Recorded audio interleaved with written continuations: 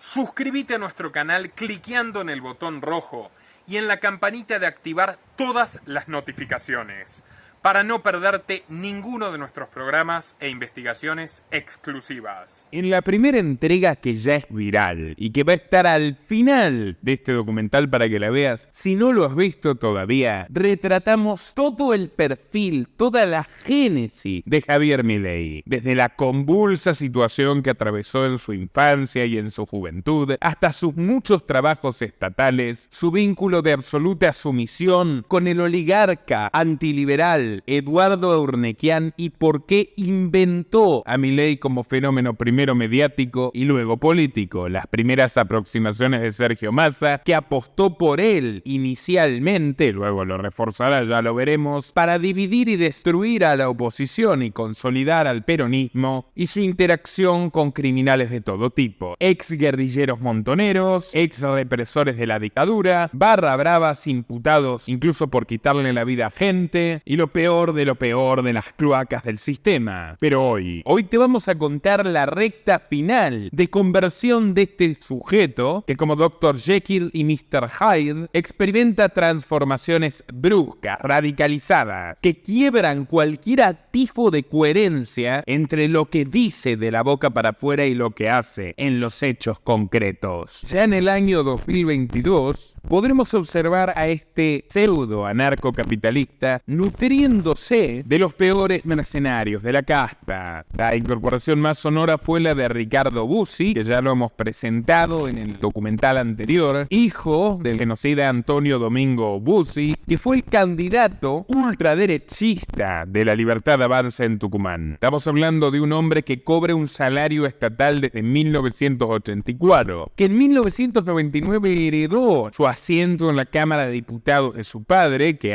empleaba a Javier Milei, y que sigue siendo legislador provincial pese a estar procesado en 11 denuncias de aprovechamiento inapropiado de funcionarias. En Chubut el candidato fue César Trefinger, un peronista que en 2021 dijo que Milei era un peligro y que no coincide en nada con sus ideas. Sí, César Trefinger, el que atacaba a Milei, fue candidato de Milei. ¿Por qué? Porque era un hombre de Mario Das Neves, quien a su vez era un socio político de Sergio Massa. La boleta de Río Negro fue para Ariel Rivero, ex diputado provincial por el kirchnerismo en 2015, un hombre cercano a la cámpora. En Neuquén la candidatura de Milei la llevó Carlos Eguía, un empresario de los medios, que en 2012 compitió con la coalición cívica de Elisa Carrió, a quien Milei tilda de peligrosa socialista. En La Rioja fue con Martín Menem, sobrino del faraón Carlos Saúl, en Entre Ríos con Miriam Müller, una defensora provida, y en San Juan con Nancy Belín, ex diputada y senadora radical, alfonsinista por cierto. Muy curioso fue el candidato a senador de Río Negro, José César Ruiz Andrioli. Se hacía llamar Highlander el Inmortal, sostiene que nació hace 400 años y es famoso en la provincia por sus místicos videos con esvásticas nazis de fondo. Un caso muy curioso fue el de Santiago del Estero. Esta provincia es gobernada por Gerardo Zamora, un caudillo de origen radical, pero hoy muy cercano a Massa y a Cristina Kirchner, que de hecho fue a verla para pedirle que baje la candidatura de Pedro y que suba la de Sergio. Lo mismo hizo horas después con Alberto Fernández. En suma, Zamora es el principal gobernador que opera para el tigrense en el concierto del justicialismo. También es un criminal que desde el Estado ampara el robo violento de tierras, en complicidad con lo peor de la ultraizquierda argentina, que es Juan Grabois. Tenemos un informe entero al respecto.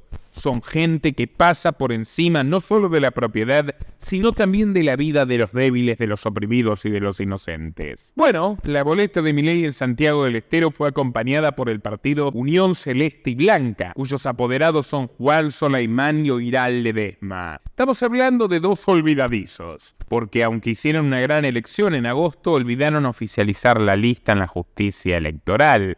Guiño, guiño. Claro, Olvidar es un eufemismo. Tanto Soleimán como Ledesma son agentes del gobernador Zamora desde tiempos inmemoriales. Cuando vio que la lista funcionaba, Massa le ordenó imperiosamente que la baje y así fue. Ya en Buenos Aires, La Libertad Avanza puso para senador al banquero Juan Napoli, abiertamente masista, el mismo que el año pasado dijo que Sergio salvó al peronismo de un papelón histórico. A su vez, Napoli, amigo de Massa personal, conectó a Milei con Jorge Brito, hijo, actual presidente de River Plate, un sponsor de toda la vida de Sergio Massa, cuyo documental sobre sus secretos escabrosos también podrán ver al final de este. El padre de Brito Jr. era el dueño y el fundador histórico del Banco Macro, muy influyente en el norte argentino, y se hizo billonario con las deudas del ANSES con los jubilados que Sergio le gestionó en el primer gobierno kirchnerista. Pero la cosa sigue para que dimensionen hasta qué punto los peronistas tienen colonizadas las listas de Milei.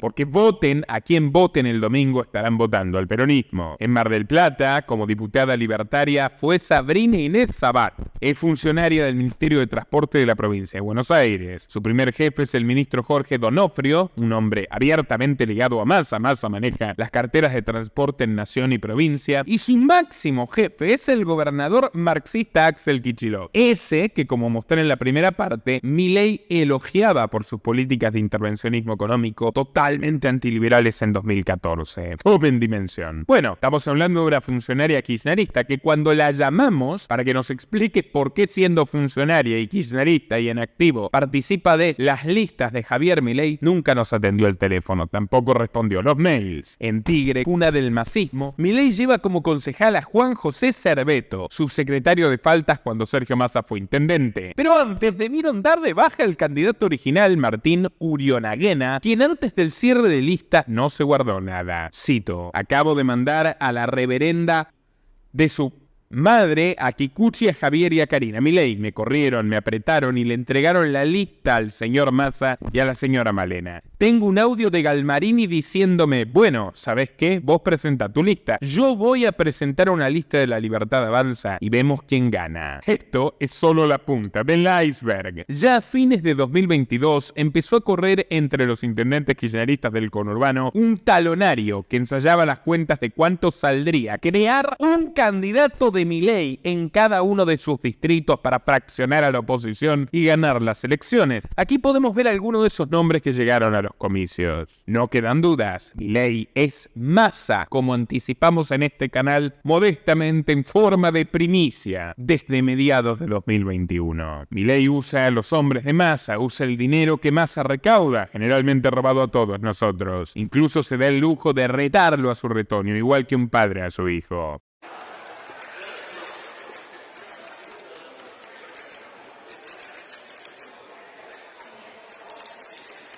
Y a su vez estrecha su mano con un código que a muchos les recuerda a la masonería. Porque a veces son cuestiones económicas, ideológicas, sociales, no tanto morales, pero lo involucra. Pero a vos no te parece. A ver, por eso sí. Pero a vos no te parece. Ahí va, Sergio. ¿A usted?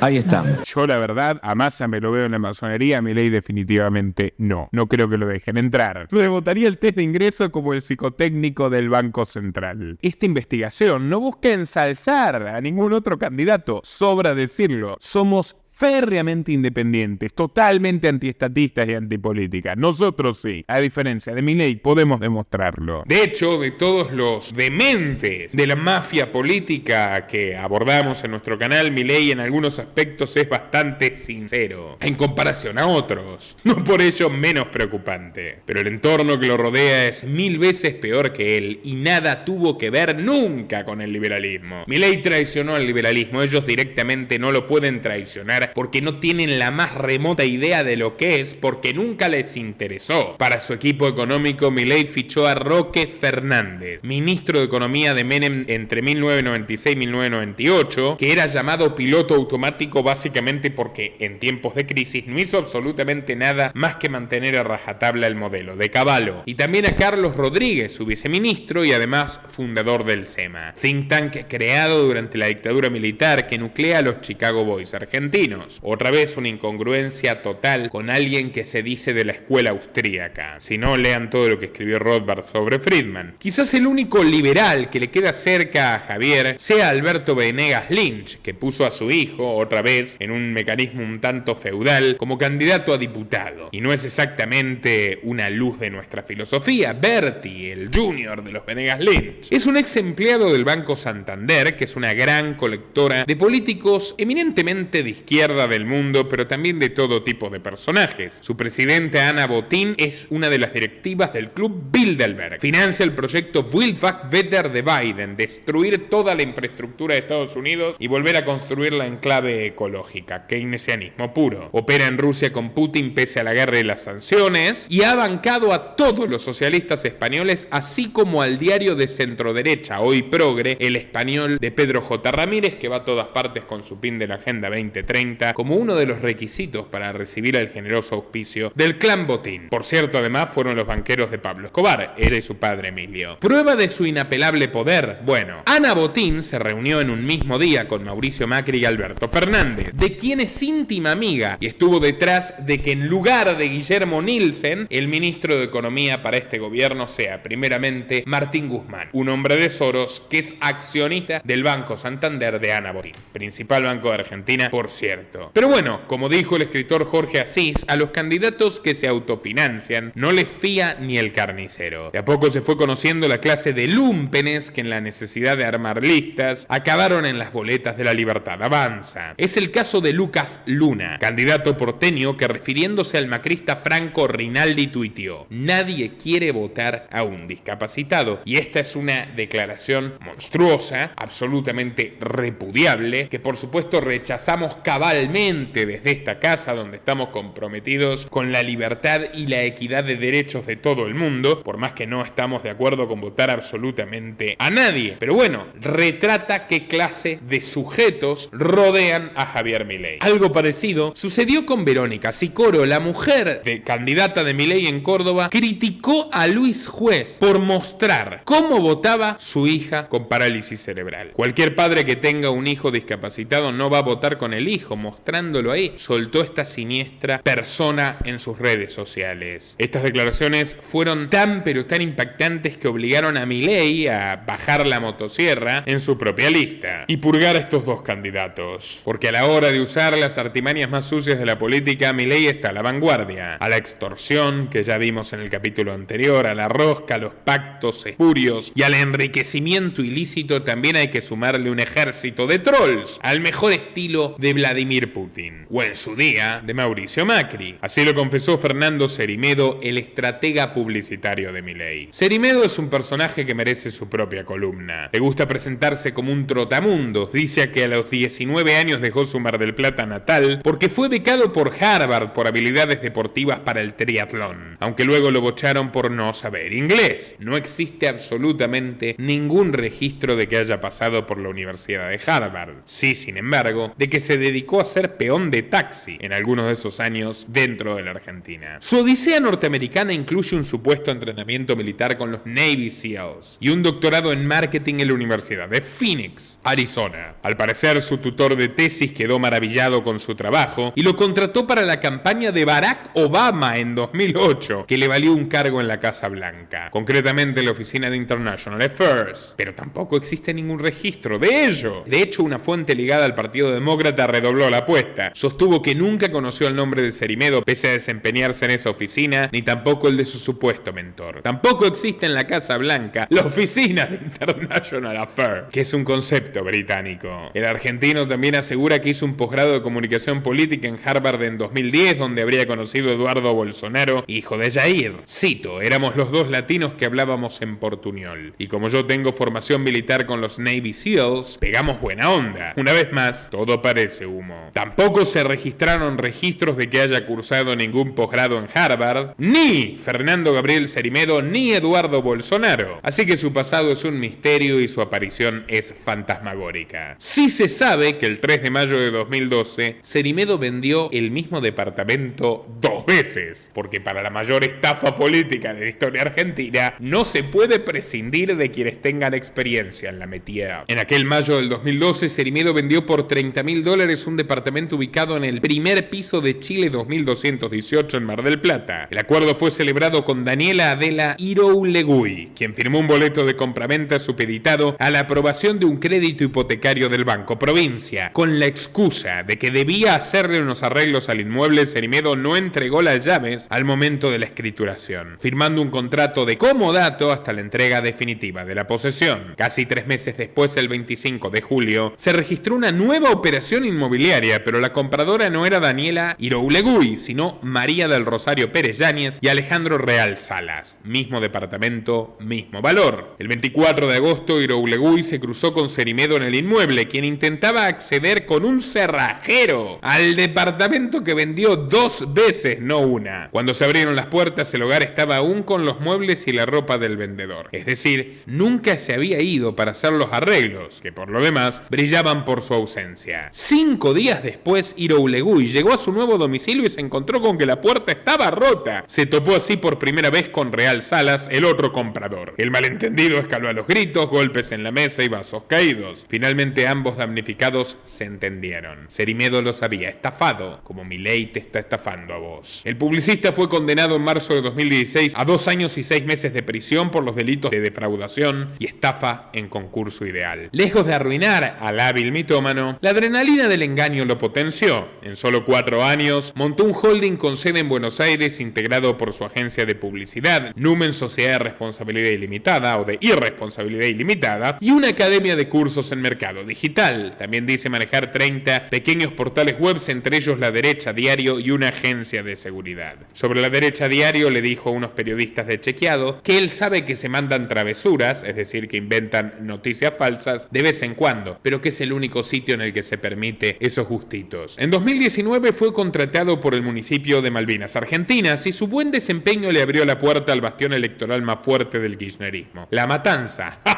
¿Creían que Cerimedo era antikirchnerista?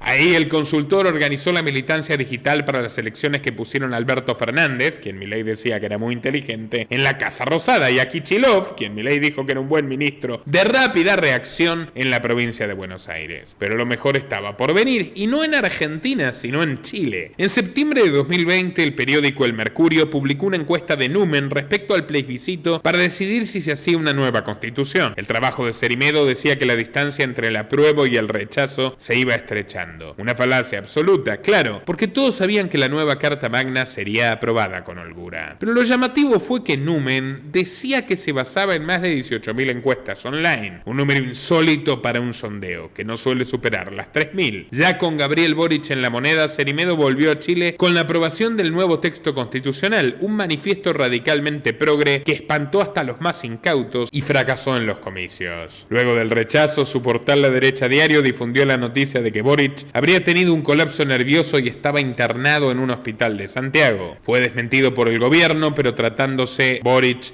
de alguien que ha comentado públicamente su condición de bipolar diagnosticado, no sorprendería. Cerimedo volvió a dar que hablar el año pasado en Brasil, donde colaboró en la campaña de Jair Bolsonaro. Luego de la derrota, supo reunir 400.000 personas en un vivo de YouTube, cuestionando la legitimidad del triunfo de Lula da Silva, sin pruebas de ningún tipo. La intervención de Fernando Cerimedo fue combustible para las violentas manifestaciones que montaron fanáticos de Bolsonaro por todo el país y que culminaron días después con ataques al Congreso, en Brasilia y al Palacio de Planalto también, lo cual por supuesto, con un modus operandi bastante dudoso por parte de la policía, configuró un 6 de enero versión brasilera y dio un pretexto perfecto a Lula para comenzar lo que algunos leen como una persecución política contra Bolsonaro y otros una avanzada judicial merecida porque Bolsonaro violó la ley, con personajes como Cerimedo a su alrededor. Cada quien formará su opinión al respecto. El Tribunal Superior Electoral brasileño ordenó la suspensión de La Derecha Diario por desinformar. Más que un castigo, fue un empujón para Cerimedo, que pasó a decir que él era un héroe para medio Brasil, que lo llaman el argentino más amado del país. Desde entonces aspira a convertirse en una suerte de Steve Bannon digital, el famoso gurú gris de Donald Trump. Durante la sopa china tuvo reuniones con Patricia Bullrich, aunque casi lo echaron a patadas. Cito la voz de un testigo directo. Es un encantador de serpientes, un gran chanta que vende medias verdades que son imposibles de verificar. Por ejemplo, nos decía que trabajó para la campaña de Trump y eso es tan amplio que nunca vamos a poder saberlo. Mejor fue la suerte de Cerimedo con Javier Milei, que lo nombró jefe de comunicación digital de su campaña y responsable de la fiscalización de votos, tanto en las urnas como en el mundo digital. Imagínense si Fernando Cerimedo es una persona suficientemente honesta o transparente para contar votos. La mano de Cerimedo ya hizo mecha en El Libertario, que adoptó un discurso cada vez más derechista y por supuesto menos liberal. Empezó a hablar de armar a la población, algo que por supuesto defendemos los liberales, de habilitar la venta de órganos, muy mal planteado por parte de Milei, aunque conceptualmente correcto, y algo que definitivamente no tiene nada que ver con nosotros, la venta de niños. Y elogió a la ex premier británica Margaret Thatcher, que libró contra el país la guerra de Malvinas. Los pasos en falso fueron continuos, uno tras otro. En julio de 2022, Milei quedó envuelto en el caso CoinX, una empresa de criptomonedas que estafó a los ahorristas con un perverso esquema Ponzi. 6 meses antes había grabado un video para esta incipiente financiera, la cual promocionó en sus redes con el siguiente posteo. Tuve el placer de conocer a las oficinas de CoinX y su equipo están revolucionando la manera de inversión para ayudar a los argentinos a escapar de la inflación.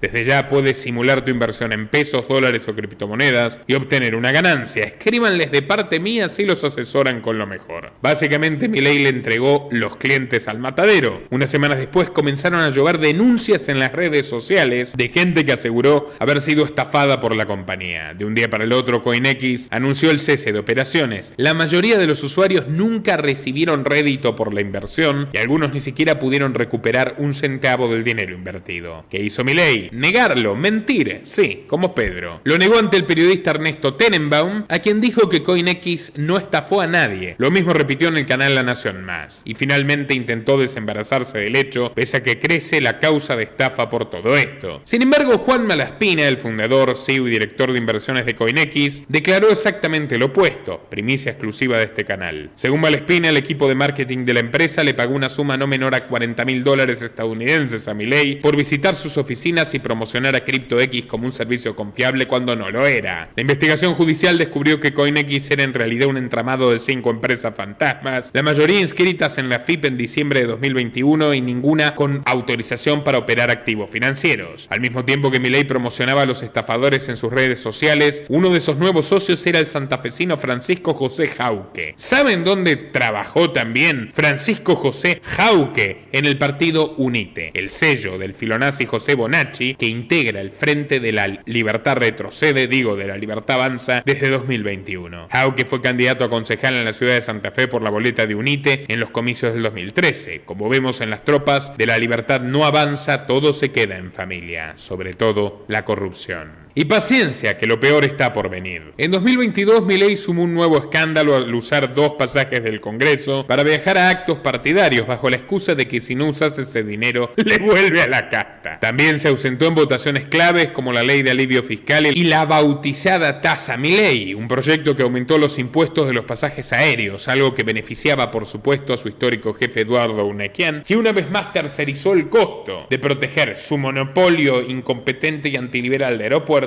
a través de un nuevo impuesto a robarle a los usuarios, a los clientes. Si bien Milei dice que ya no trabaja para el empresario desde diciembre de 2021 cuando asumió su banca, sí lo hace. La prueba es que su abstención fue imprescindible para que se pueda aprobar este nuevo impuesto. Él que prometió venir a defender la libertad en todos los ámbitos, mírenlo cuando actúa en favor de los impuestos y contra la libertad. ¿Será por eso que nunca dice cuáles y cuántos y cuándo impuestos bajará? Supuestamente Milei dona su sueldo de diputado todos los meses, un acting que siempre usa para hacer proselitismo. Pero, señores y señoras, es mucho más cuantiosa la suma de honorarios que reciben los diputados para gastos de representación, de viajes y de asesoría. Estamos hablando de más de $43.000 al año a los que Milei no renuncia, porque no es ningún tonto. Pero de todas formas cabe preguntarse de qué diablos vive Milei. Las dudas se acrecientan cuando uno observa la ostentosa vida que hoy puede darse el candidato, que tras las quejas de sus vecinos por su jauría de perros clonados, se ha mudado al lujoso barrio cerrado, el Country Club en Benavides, que alquila hace ya 2 años, y donde toda mascota desearía vivir. Sí, mascota. Es que en la casona de Milei cada uno de los perros tiene una habitación con aire acondicionado. Cuando se le pregunta al respecto, le echa la culpa a la casta. Cito: alguien de Juntos por el Cambio trató de sacarme la tenencia de mis perros junto con una asociación protectora de animales. Por eso precipité mi mudanza a un country. Imagínate lo que son. Son más sucios que Unión por la Plata. Volvamos a la pregunta del millón. ¿Cómo se financia Javier Milei? Según su círculo íntimo, recauda miles de dólares con las cenas y encuentros privados que organiza su hermana, que pueden costar entre $3.000 y $10.000. No obstante, es insuficiente para explicar que en 2021 haya duplicado su fortuna en solo 12 meses, con 12 millones de bienes declarados ante la FIP en 2021, y mucho menos explican unos misteriosos $2 millones que aparecieron en sus cuentas bancarias y que luego se borraron por arte de magia de la declaración jurada. Pues bien, amigos, en un informe que ya es viral, hemos desentrañado las espurias maniobras que están detrás de estos números. Todo salió a la luz por un sombrío operativo de inteligencia privada que se dedicó a recolectar información sensible sobre políticos argentinos. Agentes que se presentaban como miembros de empresas extranjeras y coordinaban reuniones con importantes políticos o sus allegados. Los sondeaban sutilmente para que aflojen la lengua y mencionen datos sensibles sobre sus métodos de financiación. El objetivo: extorsionarlos para que tomen decisiones contra su voluntad o incluso obligarlos a renunciar si fuera el caso. Una de las víctimas fue un amigo muy íntimo y próximo a Javier Milei, una persona que lo conoce mejor que nadie. Este hombre tuvo una reunión personal con estos agentes de la ciudad de Nueva York y la conversación fue grabada por una cámara oculta. Ahí se lo puede ver comentando la suprema irregularidad de la financia de los libertarios, tanto las personales como las de la campaña política. Dicho testimonio enfatiza que Milei recibe dinero de grupos conservadores mexicanos que han apoyado a Bolsonaro en el pasado y que detrás de estos sponsors se encuentra la posible mano de los cárteles mexicanos. Recientemente aparecieron conexiones del banco CMF de la familia Venegas Lynch, miembros de la Libertad Avanza, con el cártel de Sinaloa, ni más ni menos. En consonancia con lo que dijo este caballero. También mencionan las muchas compañías que tiene su padre en Estados Unidos, que no son otra cosa que offshores, donde se pueden recolectar los aportes ilegales. La persona 1, que se hace pasar por inversionista, dice: así que, poniéndolo en mis palabras, básicamente Milei está financiado por dinero proveniente de las drogas en México. La persona 2 asiente con la cabeza y responde: sí. Lo están financiando de esa manera. En México, el apoyo económico al final viene de las drogas. Y lo repite: al final viene de las drogas. El último cambio vino de ahí. Así que si me preguntás a mí, yo creo que Javier necesita un cambio. Un movimiento de gente que esté atrás suyo, apoyándolo. Javier antes ha vendido su apoyo a candidatos provinciales. Él estaba vendiendo posiciones en la lista. Y entonces emula a Milei. Si querés competir en el juego dentro de mi lista con mi símbolo, bla bla bla bla bla, tenés que pagarme entre 50 y 70 mil dólares americanos. Entonces la persona 1 le pregunta: ¿pagan con una valija? Y la persona 2 contesta muy seria: con una valija. Sí, es una Samsonite. Y todos se ríen. Persona 1 insiste: así que podríamos pagarle. Hasta la última vez que hablé con él, yo sabía cuánto dinero había en su cuenta bancaria, en su cuenta corriente. Algo así. Y hace un gesto con las manos donde parece indicar la cifra 10. Como si estuviera diciendo, por ejemplo, $10.000. Yo sabía que no era un gran puntos suspensivos, pero él ahora ha declarado $2 millones en una cuenta. Creo que dijo que era dinero que su padre le dio. Bla, bla, bla, bla. Y persona 1 le pregunta: sí, pero ¿tú sabes que no lo es? Le hace que no es dinero que le regaló su papá. Y va al grano y lo interroga: ¿es dinero que Milei recibió de valijas? La persona 2 asiente con la cabeza y responde firmemente: sí, sin dudas. Es dinero que Milei recibió de la valija. Persona 1, en lo que realmente parece un típico interrogatorio policial detectivesco de película, le dice: ¿y también las offshore y las empresas de su padre? O sea, ¿también a través de esas vías recibió dinero Milei? Y la persona 2 responde: sí, Y concluye el sexto clip. En suma, ya se pueden presumir que el origen de esos $2 millones que Milei nunca pudo explicar no es confesable. Luego de sacar a la luz esa información, hemos ido al detalle. Pudimos deschavar uno de los mecanismos a través de los cuales Milei riega sus holgados bolsillos, fusionados con los de su estructura política. La evidencia fue provista por una nueva grabación, en este caso Mariano Gerván, un exfuncionario del PRO que ya había tenido varios problemas judiciales por cobrar su salario sin ir a trabajar y por un canje irregular de pasajes del Congreso, y que ahora es parte del equipo de campaña del Libertario. Gerván explica en privado cómo pueden hacerse aportes millonarios a Milei con transferencias Hawala o criptomonedas. Asegura que la gente de campaña que trabaja en eso es fiable y que ya fueron realizadas desde Miami y Nueva York por donantes extranjeros, quienes recibirán a cambio de las contribuciones la promoción de sus negocios, especialmente con reformas y licitaciones públicas que les otorgarán información privilegiada. Los métodos de la casta obscenos. Mírenlo por ustedes mismos. Y acá se usa mucho el cripto. Y bueno, por eso puede ser vía cripto o ya identificaríamos una cuenta y diríamos. Porque es mucho. No, claro. No es poco. No puede ser. Entonces, yo le pagaría acá. Muchas veces, claro, se deposita acá. En la cuenta de alguien. Exactamente, y siempre hay una persona en el medio que es la que arbitra eso. ¿Y él manda los dólares allá? No. ¿O quedan acá? Y él te los da allá en pesos. En pesos. Y él te los va a dar allá. Claro. Nosotros de pronto lo que necesitamos es pesos. Me imagino que si para lograr de empezar a cambiar es imposible. No. O ser grosera. No me importa lo que no tengo. A mí me importa que un día, si yo lo ayudo, él no es todo relevante en la tele. No, eso sí. Entonces, el día de mañana, cuando yo lo necesite, no tengo que ir a las cosas que los que van a hacer. Pero yo estar en primero o segundo lugar. Respaldo. Sí. Bueno, eso sí, eso se puede. Para promover esto, Claro. pasaremos que el método sobrecito, cajita, así nada más. Ya Listo, porque ya. es un poco eso. Es decir, ver de qué manera esto se puede. ¿Qué número puede sumarle? O sea, lo que ustedes tengan, es difícil decirlo, ¿no? Pero Yo me pregunto por los 5. sí, pueden ser sí. Ellos me van a preguntar a mí, de qué manera él nos va a poder ayudar a nosotros. De nuevo, sin contratos, sin tratamiento católico, pero le tengo que decir. Porque no nos están apoyando.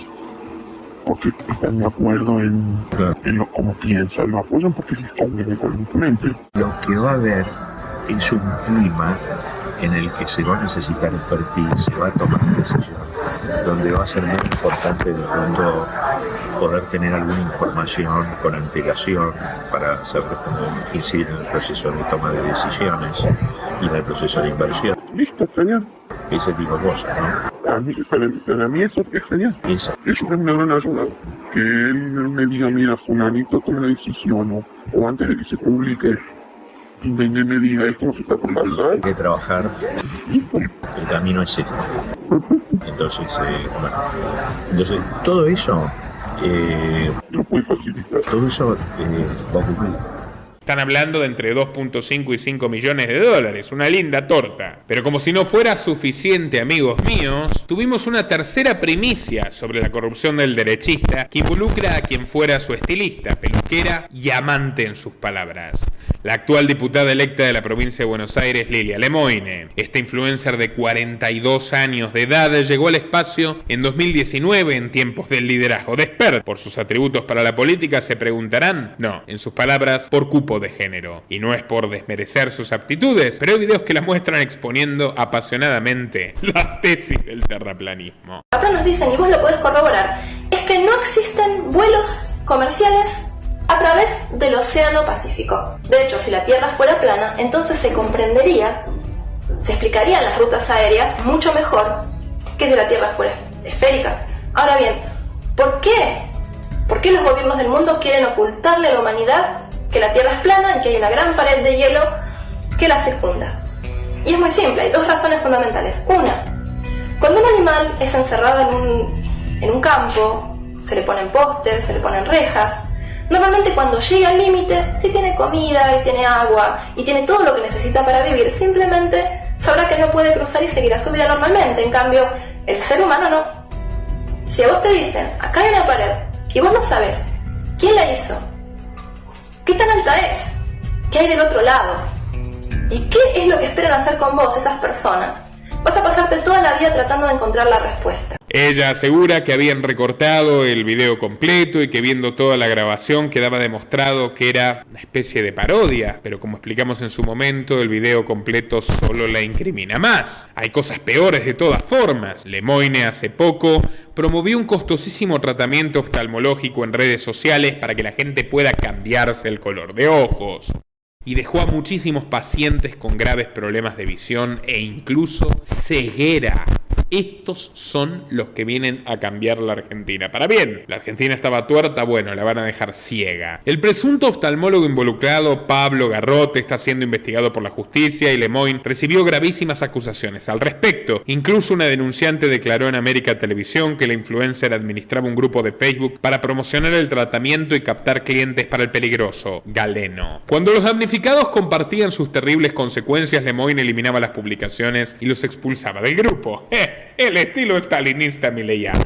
Ya en tiempos de Javier Milei, Lilia fue investida como ñoqui y como succionadora del esfuerzo ajeno. Posee un contrato en la legislatura porteña donde gana más de 200.000 pesos por mes, por lo menos ese era el valor informado el año pasado, ahora debe ser más del doble, y en conversaciones privadas demuestra lo a gusto que está viviendo del sudor del prójimo. Estoy hablando de un escandaloso audio filtrado donde se puede escuchar cómo Lemoine ataca a la legisladora porteña Rebeca Fleitas por ser un poco más honesta que ella. ¿Se acuerdan? La misma que fue hostigada por Kikuchi, que terminó amenazada de muerte por negarse a contratar ñoquis, lo cual no le cayó nada bien a Lemoine. En el audio se puede apreciar su furia, donde tildó a Fleitas de reverenda hija de pip y quejándose porque pretende que repartan la caja política entre muchas personas del partido. Entonces Rebeca fue la única hija de que dijo, ay, yo soy libertaria, entonces no voy a tener asesores. Pero boluda, la guita, ¿qué se la vas a dar a Ofelia Fernández? Por eso fue el gran problema con Rebeca. Loca, los pibes del Partido Libertario, gracias a los que vos tuviste una candidatura y gracias a los que vos tenés una banca, ¿no? Porque te votaron en las elecciones internas, que en las que hubo fraude incluso. O sea, en vez de Delfina Ezeiza, ganó ella, por un voto, boludo, por un voto. Yo voté por Delfina Ezeiza, debo decir. No es digna legisladora. Y encima, o sea, mete proyectos por todos lados para figurar que no sirven para nada, porque nadie se los aprueba, no, pero hace que trabaja. ¿Y qué genera con eso? Consumo. Pero no genera ningún bienestar a la población. Y encima no le entrega contratos a la gente del Partido Libertario de Cava, que es la que trabajó para ella gratis. ¿Entendés? Gratis. Lo cual lo hace una reverenda hija de O sea, ay, no soy casta. No sos casta, sos una hija de me chupo un huevo, o sea, casta, llámate como quieras, pero eso no se hace. Pero bueno, vayamos al hueso. En las siguientes grabaciones levantadas por la cuenta de Instagram Ásperas Veritas, en realidad dadas a conocer masivamente por Lemoine, cuenta que ha mantenido un romance con Milei y da indicaciones precisas sobre cómo realizar donaciones ilegales, que serían maquilladas como dinero por conferencia. And you're working on this ad campaign as well right now? On this Yeah, I'm in charge of his image. And also marketing, branding.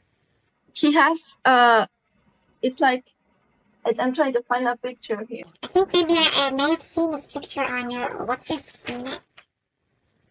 Oh, yeah, that's the...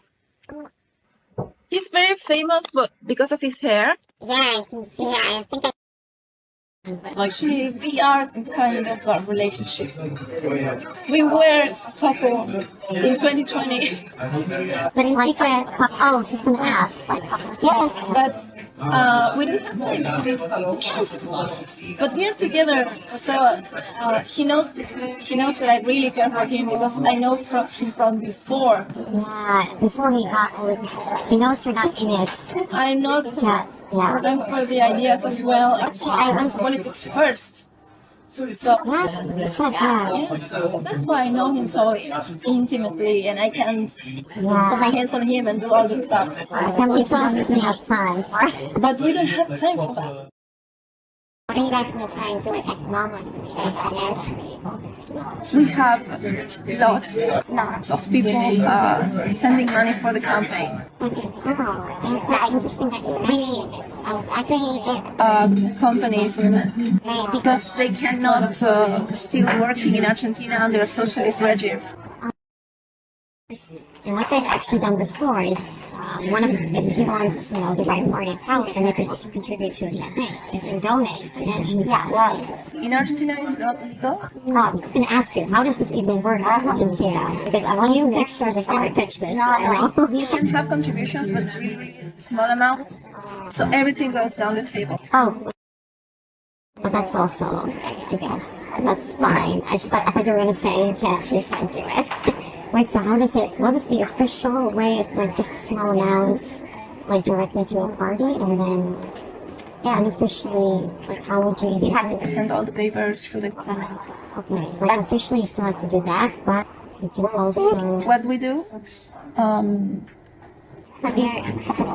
an economist, he's famous, so he gives conferences.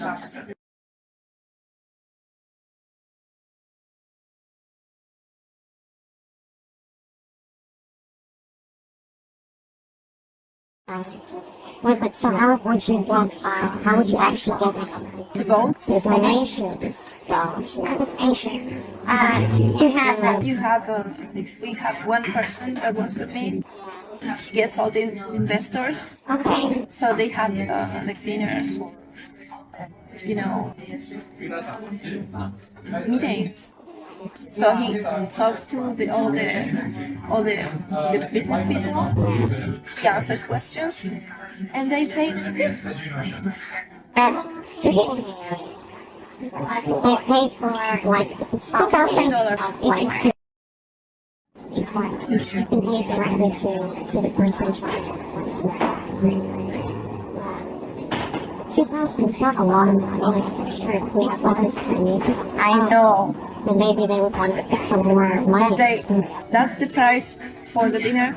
Yeah, just to start maybe. We have there are different ways you can contribute. I can contact the people with Ivan Hua. Who's managing. Yeah, he's my friend. And we became friends during the last campaign, and I saw he's totally honest. He won't keep any money. Yeah, I was just going to ask you, you have advertised lots to the company. Is it cash? Or is it just like difference? Like, oh gosh. Sometimes the cash is... Ya lo vemos, amigos. Dinero debajo de la mesa. Milei te dijo que viene a cambiar el sistema, pero no. Viene a potenciarlo y a potenciar su patrimonio. El 20 de mayo de 2022, nuestro protagonista presentó el libro El Camino del Libertario en una feria del libro con capacidad agotada. La multitud ansiosa coreaba su nombre al grito de «La casta tiene miedo». Sin embargo, el que tenía miedo era Milei. Estaba rabioso, estaba agitado. No pegó un ojo en toda la noche y tanto su hermana como sus asesores lo vieron deshojarse en una catarata de insultos. ¿Qué ocurría? Un portal argentino había revelado que a la hora de escribir un libro, al economista le gustaba saltearse los deberes y usar textos de otros en lugar de escribir los suyos propios. Hablamos literalmente de hacer copy-paste, de robar decenas y decenas de páginas, de robar incluso 20 páginas de un solo tirón. Su libro Pandemonics, publicado con editorial Galerna en 2020, reproduce citas de otros autores pero sin mencionarlos, además de tener 9 páginas plagiadas letra por letra a Antonio Guirao Piñera, un físico español que trabaja en la Universidad de Murcia. Lo mismo ocurre con artículos de Infobae y del Cronista, donde Milei plagió párrafos enteros de Anatomía del Estado de Murray Rothbard, del atavismo de la justicia social de Friedrich von Hayek o Planificación para la Libertad de Ludwig von Mises. El colmo de los colmos es que Milei plagió hasta su autobiografía.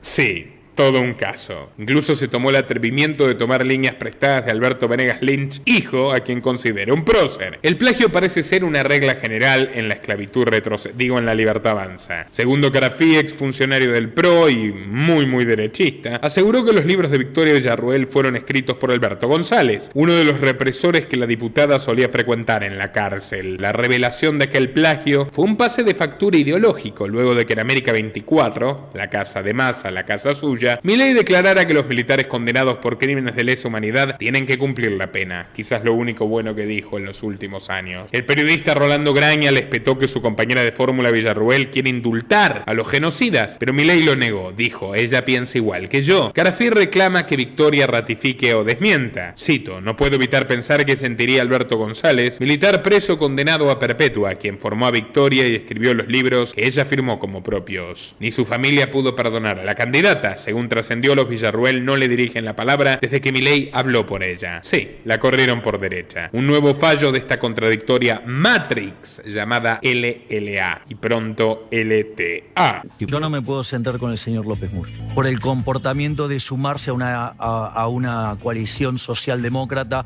traicionando los valores de la libertad. En el primer debate presidencial, el candidato hizo un guiño a estos sectores ofendidos. En el bloque temático de derechos humanos, copió palabra por palabra las declaraciones del genocida Eduardo Macera cuando fue juzgado por sus crímenes. Básicamente, sostuvo que los dictadores cometieron excesos. No, Javier. Secuestrar, torturar, violar y aniquilar inocentes en masa, porque había un pacto con la guerrilla, como bien conté en el documental que le dediqué a Patricia Bullrich, no son excesos, son actos salvajes y criminales realizados en forma sistemática que expresan la quinta esencia del Estado que vos querés dirigir, el crimen organizado en su mayor expresión. Otra contradicción de Milei fue el asunto de la dolarización, que antes criticaba y luego convirtió en su eslogan insignia de campaña. Milei asegura que cuando emitió su opinión todavía no era austríaco, pero Javito, el video te condena. Es del año 2019 y no me dan las cuentas porque vos dijiste que te hiciste austríaco en 2013. Y así llegó el año de la verdad, 2023. Con el paso de los meses, el periodismo instaló la sensación de que el partido se desinflaba y no faltaban razones. En los comicios provinciales sus candidatos no dejaban de fracasar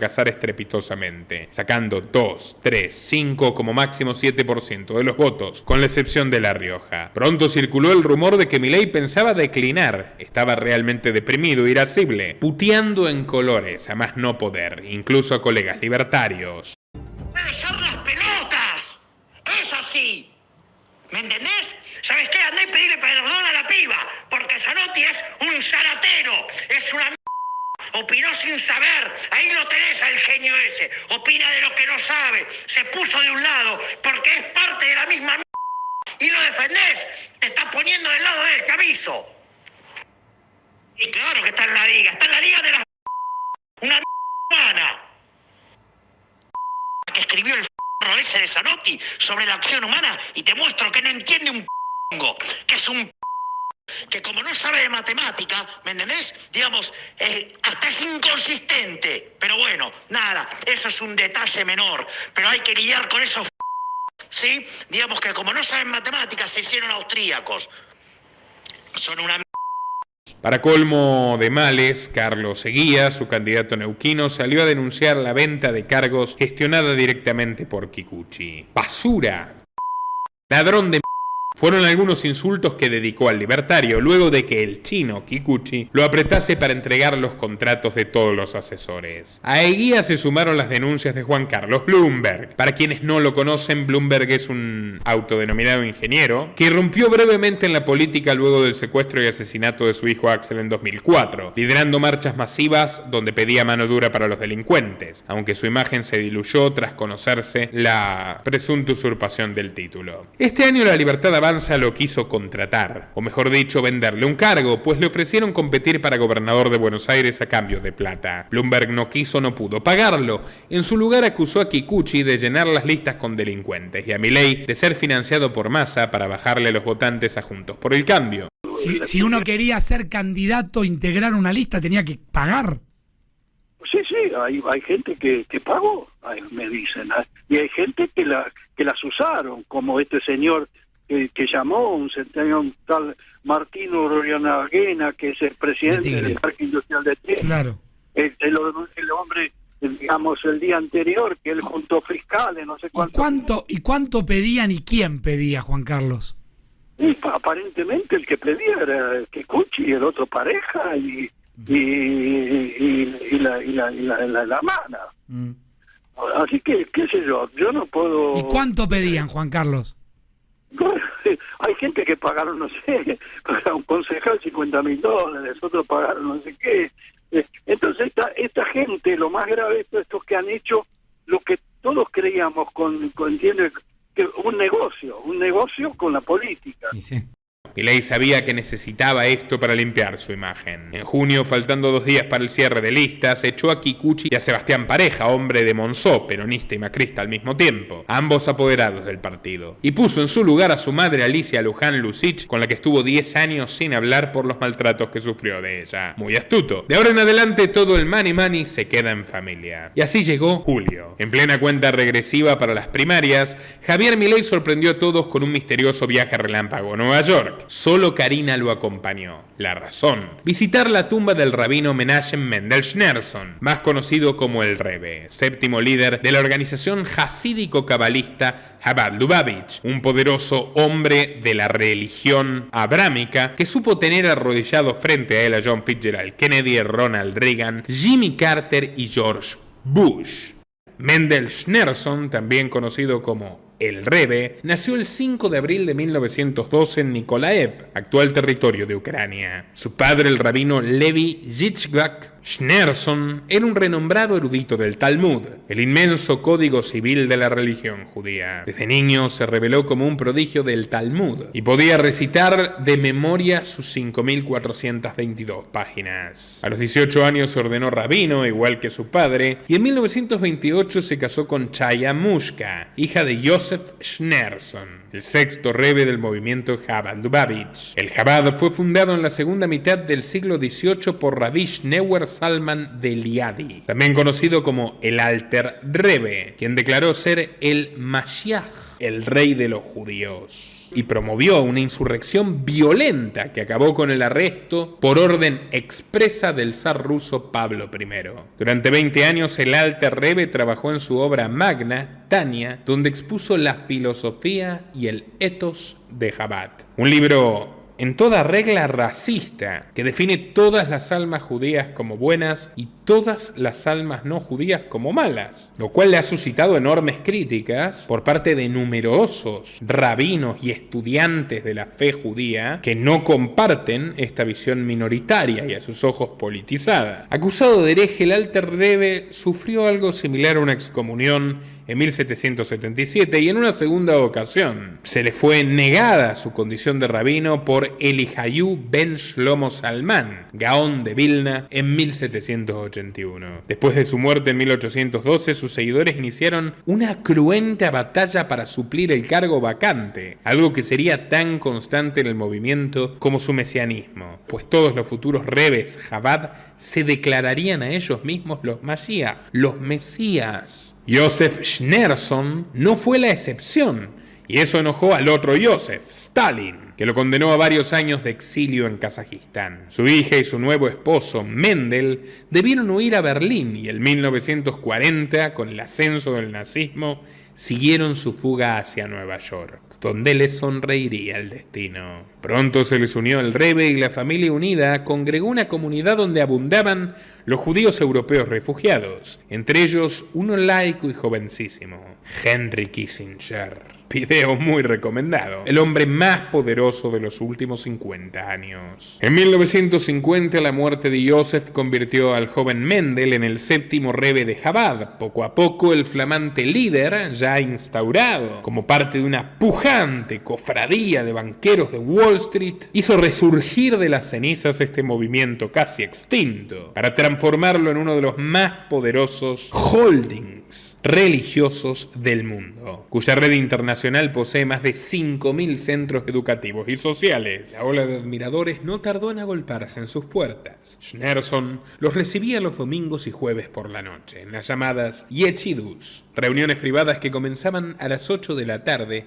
y acababan a las 5 o 6 de la mañana. Políticos y líderes de todo el mundo asistían a las veladas, y Schneerson no mostraba deferencia por ninguno. La primera vez que el presidente John Fitzgerald Kennedy quiso asistir, el Rebbe no lo recibió, ya que no había pedido turno a tiempo. Aunque lo cierto es que Schneerson sentía cierto recelo por Kennedy, al que no veía completamente comprometido con la causa de Israel, sobre la cual él también tuvo pensamientos duales, pero no nos vayamos por las ramas. El caso es que Schneerson iría creciendo en influencia, principalmente por ser una suerte de gurú de cabecera de numerosos inversores de Wall Street. También lo visitaron Ronald Reagan y Jimmy Carter, presidentes republicano y demócrata en el futuro, y en 1978, este último Carter designó el cumpleaños de Schneerson como el Día Nacional de la Educación en los Estados Unidos, conmemorado cada 5 de abril. Todo un homenaje. Detrás de este reconocimiento había una inspiración patriótica. El Rebbe siempre bendijo a los Estados Unidos como superpotencia mundial, repudió al comunismo y usó los grandes eslogans americanos E pluribus unum, de muchos uno, y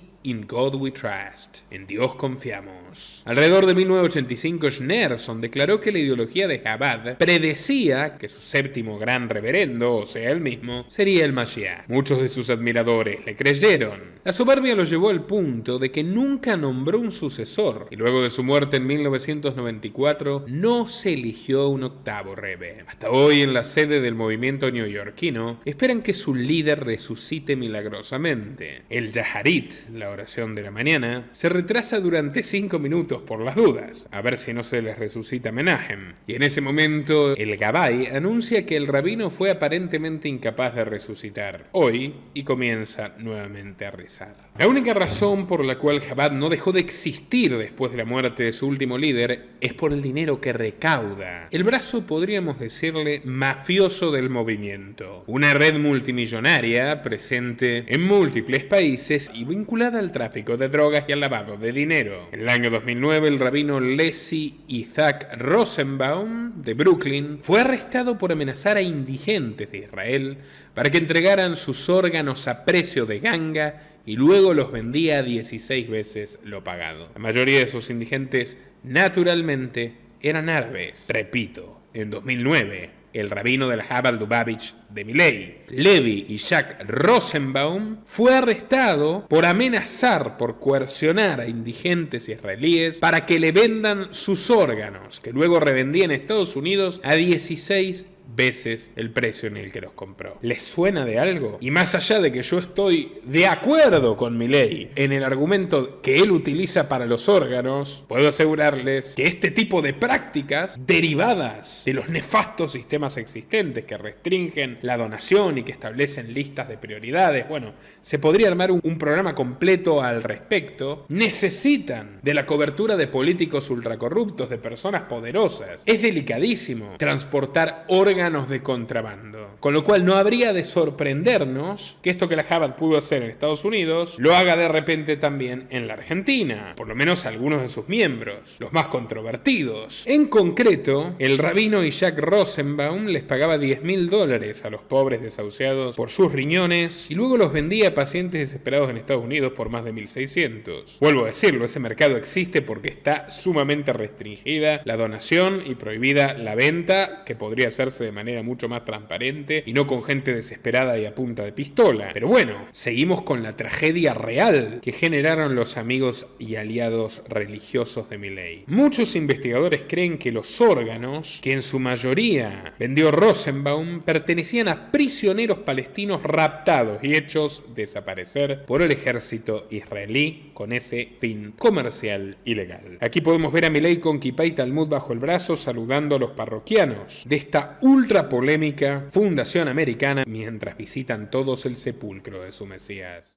En los últimos años, el tecnócrata de Davos, Milei, viene haciendo gestiones para convertirse al judaísmo. Sí, el que era de Boca pero ahora grita los goles que le hacen a Boca porque detesta Boca, el que decía que el liberalismo no era de izquierda ni de derecha y ahora dice que es un populista de derecha, el que decía que el populismo era malo pero ahora dice que es populista y que está bien, el que decía que las drogas deben ser liberalizadas pero ahora que deben estar prohibidas, el que decía que iban a implementar el sistema de vouchers desde el primer día pero ahora no pueden implementarlo, el que decía que Macri era un imbécil socialista pero ahora dice que es un gran aliado y que quiere darle un cargo, era católico y ahora quiere ser judío, banalizando al extremo lo que significa la fe. Para convertirse al judaísmo, Milei asiste con frecuencia al Beit Chabad del barrio porteño de Belgrano, donde hace sus estudios en la Torá. Incluso prometió que va a ser el primer presidente judío de Argentina. Tiene a Moisés como ídolo y a Eduardo Elstein, un famoso empresario, socio de Soros y del Chabad Lubavitch, tesorero del Congreso Judío Mundial y mayor terrateniente de Argentina, como una referencia moral. Lo define como un empresario local admirable.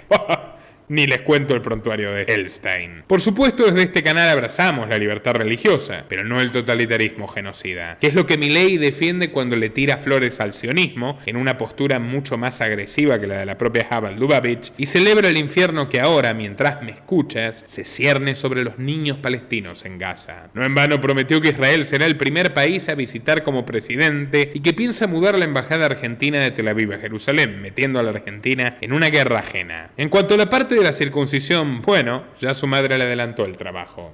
¿Quieres convertirte en judío? De corto plazo no lo puedo hacer, porque tendría que cumplir con todos los preceptos. Tendría que hacer un pequeño sacrificio, como es. Parte está hecho. ¿Ah, sí? Hay que completarlo nomás. Sí, falta la parte del ritual nada más. O sea que estás circuncidado. Sí, por una cuestión quirúrgica, porque tuve 3 infecciones siendo chico y el pediatra le dijo a mi mamá, dale. Terminemos con este problema. Terminé con este problema. ¿Y te vas a convertir entonces en algún momento? No lo descarto.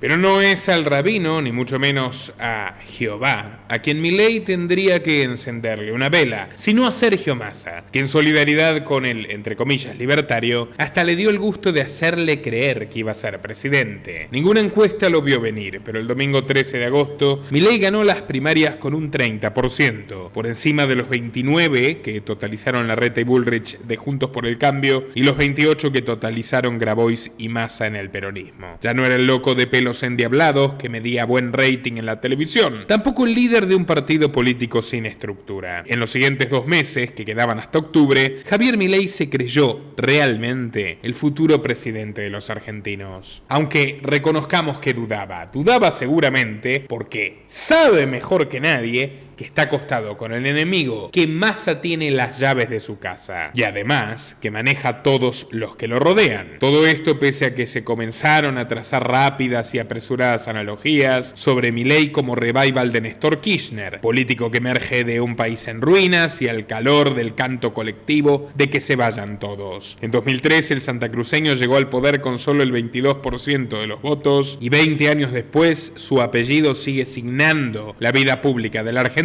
Mientras Kirchner barnizaba su acción con una épica bolivariana de izquierda, Milei se maquilló de liberal, aunque está rodeado de ultraderechistas. Pero tanto el león como el pingüino son oportunistas, que explotan a una sociedad lastimada y autodestructiva que nunca aprende, que en lugar de mandar realmente al diablo, a los políticos que los metieron en este infierno, siguen buscando al profeta, al falso Mesías. Ya lo dijo el gran Voltaire, la política es el camino por el cual los hombres sin principios llegan a dirigir a los hombres sin memoria. O como le gusta definirse a Milei, él posee el capital de la dominancia estocástica. El argumento para votarme a mí es un argumento de dominancia estocástica. Es decir, ¿cuánto es la probabilidad de que yo te cague? 50 y... O sea, cuando vos no sabes nada, ¿cómo es? 50 y 50. Claro. O sea, no sabés nada. Bueno, 50 y 50. Ahora el resto sabés que es 100. Con lo cual, digo, tengo un argumento de dominancia estocástica que, por lo menos, o sea, soy mejor que los otros en términos de dominancia estocástica.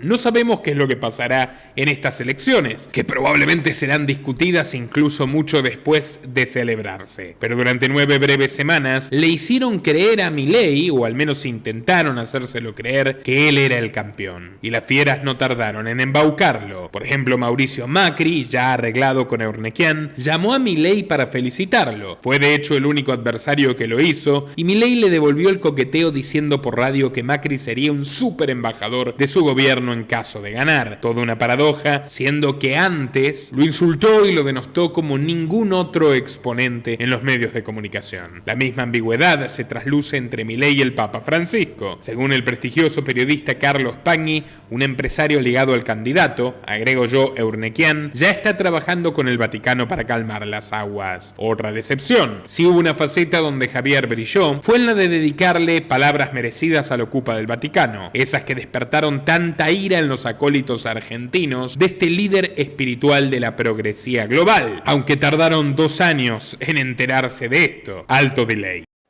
Habría que informarle al imbécil ese que está en Roma, ¿sí? Que defiende la justicia social, que sepa que es un robo y que eso va contra los mandamientos. ¿Vos sabías que el Papa impulsa el comunismo con todos los desastres que causó? Y eso va contra las propias Sagradas Escrituras. Andá, digamos, al Viejo Testamento, Samuel 8, y te va a decir todas las aberraciones que implica el Estado. Te va a sacar tus hijos, te va a sacar a tus hijas, digamos, te va a sacar, digamos, tus mejores campos, te va a sacar tus burros, te va a sacar todo lo mejor. ¿Para qué? Te va a esclavizar. De todas formas, en la entrevista que le realizó Tucker Carlson, Milei volvió al ataque, acusó al Papa de avalar el robo y tener afinidad con los comunistas asesinos. Totalmente cierto, pero a su vez Francisco fue un entregador de curas de la dictadura militar de derecha de los 70s que el armado de Milei reivindica, así que en eso son bastante parecidos, camaleónicos los dos. Pero lo que llamó la atención fue que el enérgico repudio de todo esto no vino del padre Pepe Di Paola y los curas marxistas de las villas. No, vino de Eurnequian. Cito, sus opiniones están totalmente fuera de lugar. Milei no está a la altura ni para juzgar al Papa, ni para opinar, ni para dar una pauta de cuáles son las actitudes que debería asumir el sumo pontífice. Si Milei no se modera, realmente no estamos para aguantar a otro dictador. Terrible tirón de orejas. Pero por supuesto, Milei pidió las disculpas públicas, aceptó el escarmiento, tronó los talones, se hizo la venia, nada más escuchar la voz del líder, del verdadero líder. Sin embargo, aprovecharon esta escena para sobreactuar la distancia entre los dos. Eurnequian no quiere estar asociado únicamente a Milei. En caso de que Milei pierda, por eso se encargó de almorzar con Massa y de elogiar a Bullrich, que es lo que ha hecho durante toda su carrera, y Milei está muy nervioso desde que hace 3 años nosotros pusimos en vista de cientos de miles de personas su relación simbiótica con este criminal de guerra, que es mucho más que un empresario corrupto. Es que de hecho Eurnequian, miembro del Partido Demócrata de Estados Unidos, donante de la Fundación Clinton, sabe bien que la administración Biden ve con muy malos ojos a Milei a causa de su afinidad con Trump. De hecho, Milei tuvo muy mala suerte. Le habían presentado un señor llamado Bob Menéndez, que es un histórico lobista del Congreso americano, especializado en tratar con líderes latinoamericanos. Seguramente se lo facilitó Eurnequian, pero adivinen qué es lo que pasó. Bob Menéndez fue allanado por el FBI por cobrar sobornos de a cientos de miles de dólares y directamente con oro y diamantes. Bienes que guardaba en la casa de su amante. Eurnequian teme mucho que sus vínculos explícitos con Milei salpiquen sus negocios en Estados Unidos. Pero aún así, cada vez que tiene que hablar con la prensa internacional, defiende a Milei en la justa dosis. Por ejemplo, le dijo al diario Financial Times de la familia Rothschild que Milei era un economista serio, un tipo que sabía lo que tiene que hacer. Milei, por su parte, hizo un paripé con sus 2 diputadas para revisar las licitaciones de pasaportes y chips a Eduardo Eurnequian, sabiendo que es absolutamente imposible que prospere. Si quedan dudas sobre la complicidad entre ambos, podemos observar la propia lista de funcionarios confirmados por Milei, empezando por Guillermo Francos, a quien retraté perfectamente en el primer documental sobre este tema. Un hombre de Scioli, ultra-kirchnerista, pero ante todo un empleado de 20 años de Eurnequian. En las horas más oscuras de su vida, el peluca Milei adoptó a Francos como un confesor, confesándole las emociones turbias que le profería a su padre, y Francos lo consoló con palabras que Milei llamó paternales, pero básicamente lo mandó un psicólogo. Para sumarse al equipo de Milei, Francos debió renunciar al Banco Interamericano de Desarrollo, una entidad globalista, en la cual representaba al gobierno de Alberto Fernández, nombrado por Alberto Fernández, quien tiene a su hermanastro Pablo Galíndez trabajando en la Corporación América, donde fue gran amigo y compañero de Milei. El derechista planea ser ministro del Interior a Francos, encargado de negociar con gobernadores, un puesto clave en su eventual gobierno, y el expresidente del BID, Mauricio Claver Carone, un trampista, calificó a Francos de mentiroso e hipócrita. Sostuvo que él promete que quiere hacer un cambio libertario, pero es más kirchnerista que Cristina y representa lo peor de la casta. Estamos hablando de un hombre que convivió con Francos durante durante años. Pero bueno, Milei es ahora el más antikirchnerista de Argentina, o eso te quiere hacer creer. Lo cierto es que hay mucha más agua debajo del puente. Hasta septiembre de 2019 saben que estaba haciendo Francos, el director titular de la asamblea de Unitec Blue Sociedad Anónima, la misma compañía de Urnequian que está a punto de quedarse con la fabricación de DNI digitales. En caso de ser promovido al Ministerio del Interior, el veterano tendrá a su cargo el RENAPER, la institución encargada de promover todos los documentos civiles. También fue presidente y socio de Urnequian en Willow Bank, el primer banco digital argentino, al que luego se acopló el ahijado rioplatense de George Soros, Pier Paolo Barbieri, hombre de Soros, socio de Soros formal, que también expresa su apoyo por Javier Milei y por la dolarización. Sigamos con la lista de funcionarios eurnequianos. Como ministro de Justicia, Milei convocó a Mariano Cunio Libarona, el abogado favorito del armenio, y como jefe de gabinete fichó a Nicolás Pose, actual gerente general de la región sur de Aeropuertos Argentina 2000. O sea, digamos, hará funcionario público a un ejecutivo directo de Urnequian. Pose será el encargado del llamado Plan Motosierra, la reforma del Estado con la que Javier promete, como prometió tantas cosas que no cumplirá, eliminar ministerios, reducir cargos políticos y luego vender empresas estatales con el loable fin de terminar con la casta. Todo esto, por supuesto, antes de su estrepitoso colapso en las elecciones de octubre. También le ofrecieron del peronismo un equipo de operadores judiciales, o sea, de lobistas tramposos que deambulan en los pasillos tribunalicios para defender sus intereses. Por ejemplo, Santiago Viola, el exfuncionario socialista Guillermo Scarchella y Alfredo Predilijo, de la prole del juez más poderoso del espectro kirchnerista, Ariel Lijo. Santiago Viola fue procesado en noviembre de 2018, cuando manejando su BMW completamente ebrio, embistió el Peugeot 207 del policía Ángel Zaragoza. El oficial salió ileso, pero su padre, que lo acompañaba, falleció en el acto. La noche del siniestro no le hicieron el test de alcoholemia y terminó sobreseído luego de que el fiscal que seguía su caso, Jorge García, se jubilase convenientemente. Viola también es famoso por ser el abogado de Leandro Báez, hijo de Lázaro Báez, el testaferro que se quedó con la mayor parte de la obra pública en Santa Cruz durante los gobiernos de Néstor y Cristina Kirchner. De hecho, Viola, el kirchnerista, ahora mileísta, fue procesado por tramar una maniobra de testigos falsos contra el juez de la causa Báez, Sebastián Casanelo. Los actores contratados testimoniaron una supuesta reunión de Casanelo con Cristina Kirchner en la Quinta de Olivos en 2015. La farsa fue montada con servicios de inteligencia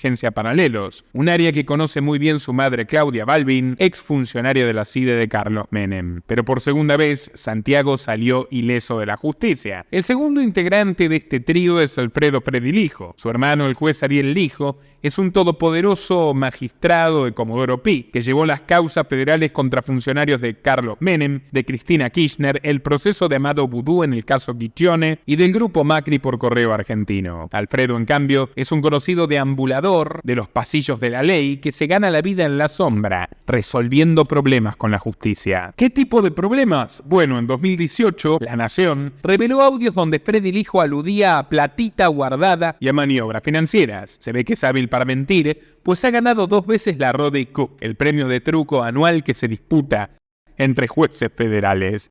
Argentina supera la ficción. El tercer integrante es Guillermo Scarchella, denunciado por corrupción por su paso en aguas bonaerenses durante la gestión de Daniel Scioli. Scarchella fue su recaudador para la campaña presidencial de 2015 y enfrentó denuncias de lavado de dinero y enriquecimiento ilícito. En fin, los tres alfiles se conocen hace décadas y tienen algo en común: sus oscuros vínculos con el peronismo. Pero me falta desentrañar a un hombre central del equipo económico de Milei, Darío Epstein. Epstein acompañó al libertario en su primera reunión con el Fondo Monetario Internacional. Su currículum vitae incluye haber sido director de la Comisión Nacional de Valores en 1992 y participar en las privatizaciones menemistas amañadas y oligopólicas de YPF, Entel y Gas del Estado. Hay que privatizar, sí, pero no para convertir monopolios estatales en monopolios privados, sino para abrir a la competencia. Pero es aquí lo principal. Epstein es el gran hombre de BlackRock en la Argentina. Hemos hablado mucho de BlackRock en este canal. Se trata del mayor fondo de inversión del mundo, dueño de Bayer, Monsanto, Facebook, Apple, Microsoft, Philips, Intel, Sony, IBM, Visa, American Express, Western Union, PayPal, eBay, Amazon y un largo etcétera.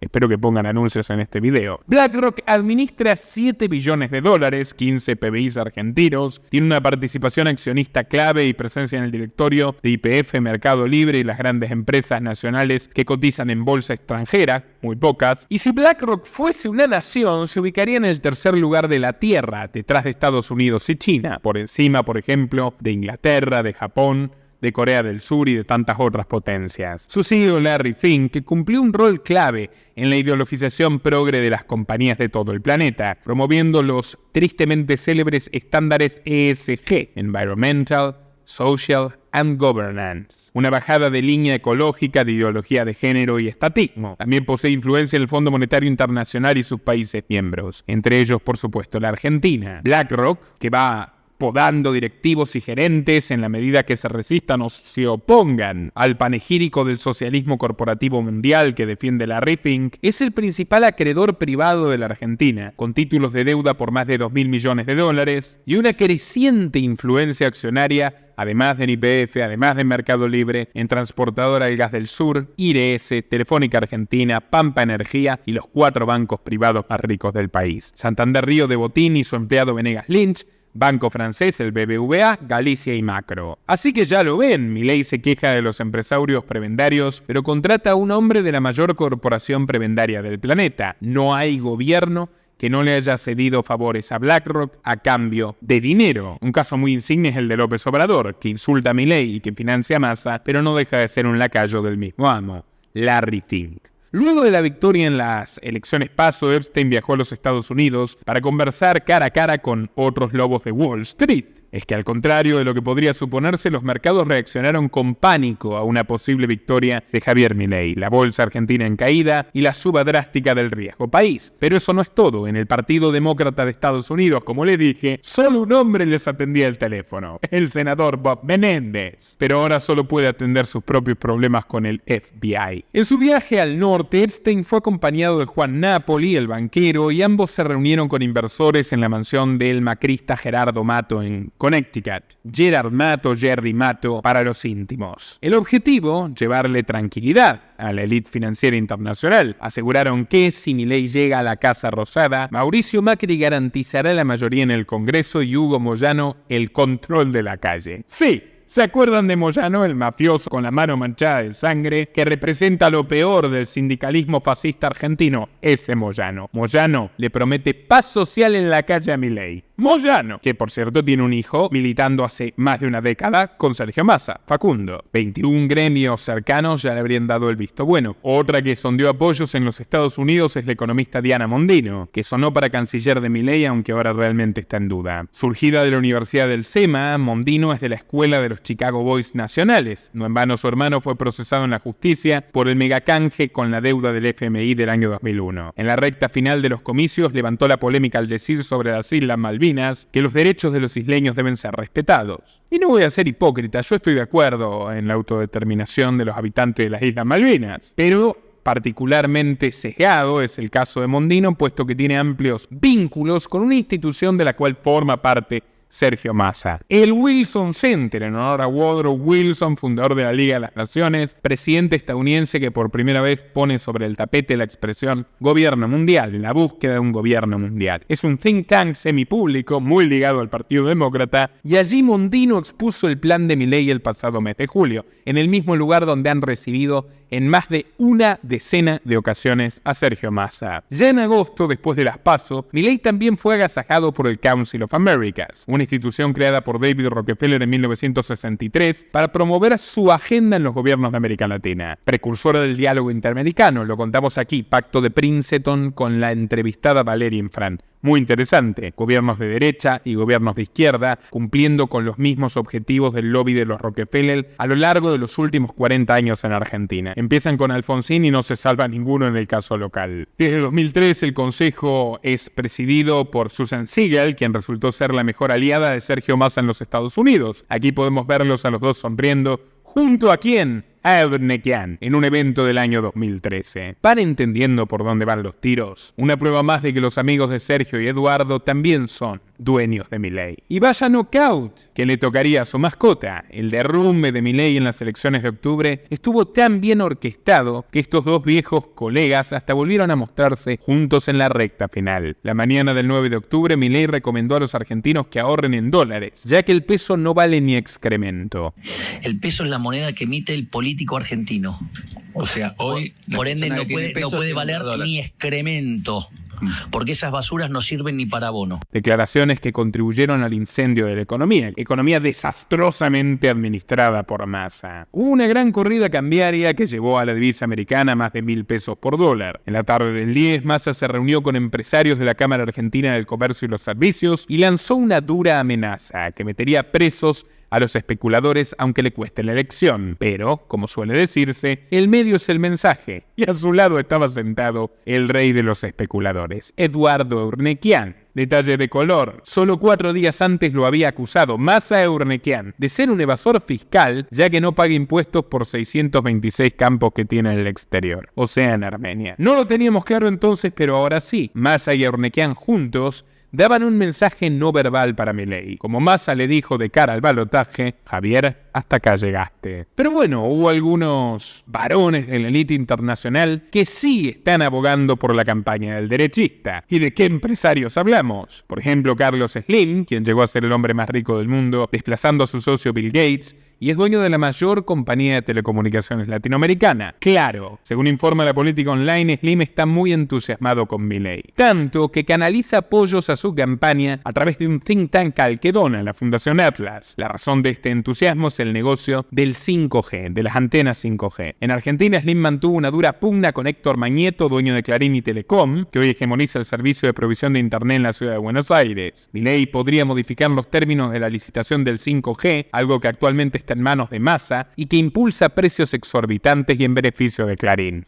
Y luego el kirchnerista votando a Massa. Es el país de las maravillas. Con un monto competitivo claro de Slim, podría penetrar en la ansiada capital porteña, al igual que lo hace en México DF. Otro que mandó un guiño a Milei es Elon Musk, el magnate de los cohetes fallidos a Marte, los autos eléctricos que explotan y que solo pueden venderse prohibiendo los tradicionales, por eso tiene un lobby para impulsar la prohibición, de los chips que se insertan en el cerebro de los monitos que se mueren y ahora lo quiere probar en humanos. Sí, ese Musk, ecologista, pro-chino, largo, etc. Musk retuiteó la entrevista de Carlson a Milei diciendo que sería un gran cambio. Luego borró el mensaje, pero volvió a apoyarlo posteriormente. Bien de Musk. Por supuesto, Elon codicia las reservas de litio del norte argentino, donde los Estados Unidos tienen una cada vez más creciente dominancia, desplazando a China. A base de subsidios estatales, Tesla se ha convertido en el mayor jugador del mercado de vehículos eléctricos, así que no sería raro que Musk tenga fe en la generosidad de Milei. Ya sacó su provecho de la caída de Evo Morales en Bolivia en 2019, cuando las acciones de Tesla se triplicaron y él se jactó de verdad un golpe de estado. Otro que bancó a Javier, insisto, Pierpaolo Barbieri, el niño mimado de Soros en la Argentina, abiertamente capitalizado por él, dueño de la defectuosa billetera virtual Ualá. Y digo defectuosa porque no te recomendaría poner tu dinero ahí si no quieres que desaparezca mágicamente. Pierpaolo Barbieri confía en que la dolarización sería estupenda para el crédito y sobre todo para la digitalización, léase fiscalización comunista, de la economía. Ya en el plano histórico, Milei entusiasma a los emperadores del Imperio Romano. Sí, me oíste bien. Dije Imperio Romano. Así lo hizo saber su brujo personal, Gustavo Melamed, que también se jacta de influir en decisiones políticas de Donald Trump. Le demostré cómo se puede manejar la política mundial sin moverse de acá. Entonces le digo, mira, le voy a hacer bajar a Trump, cuando Trump era presidente, ¿no? Le voy a hacer bajar los impuestos corporativos, el porcentaje de 35 a 15%. Fíjate que la semana que viene lo va a anunciar. Y llegó la semana siguiente y Trump llama en la Casa Blanca a conferencia de prensa y anuncia el descenso de 35 al 15%.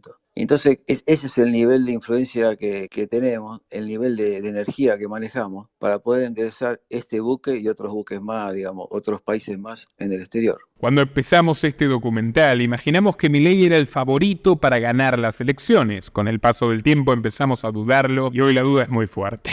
¿Qué pasó? Bueno, uno de los factores ya lo dije un día antes de la derrota de Milei en las elecciones de octubre, lo anticipamos otra vez como primicia de este canal Los Liberales. Suscríbete y activa la campanita de recibir todas las notificaciones. Milei es pura y exclusivamente un invento de su rival. Es un caso único en la historia. No es que ha sido ayudado circunstancialmente, ha sido forjado económica, mediática y políticamente por Massa y sus secuaces. Y así como lo infló, ahora lo desinfla por dentro. Pero no podemos dejar de subrayar otro fenómeno que tuvo lugar después de las elecciones primarias. Y es que de repente el león fue devorado por sus propuestas radicales. Dejó de rugir, empezó a ronronear. La sensación general era que tomaba un par de Alplax por día, porque si bien parecía sereno y por momentos demasiado sereno, casi adormilado, su discurso también se iba moderando. Ahora dice que sus medidas más importantes se realizarán dentro de años, quizás en décadas, algo que le ha valido el apodo de Javier Milei. Por ejemplo, el banquero Juan Napoli dijo que al final no se eliminará el Banco Central, sino que apenas se regulará de otra manera. La propia Diana Mondino admitió que no sabían cuándo podrían levantar el cepo al dólar, una de las anomalías más absurdas del socialismo argentino. El recorte de la planta estatal no existirá. No van a echar empleados públicos, simplemente transformarán los viejos ministerios sobrantes en secretarías, igual que Macri, y proyectos como los vouchers educativos tardarán años o quizás nunca lleguen, puesto que la educación está en manos de las provincias, léase el adoctrinamiento estatal. Digamos, o sea, básicamente todo va a quedar como estaba, mientras el pueblo argentino sigue sufriendo, y mandará quien tenga que mandar, sea Massa o Milei, el que ponga la cara por él. ¿Y recuerdan el eslogan de Javier de un país distinto es imposible con los mismos de siempre? Bueno, al final era solo eso, un eslogan vacío. ¿Es Argentina distinta?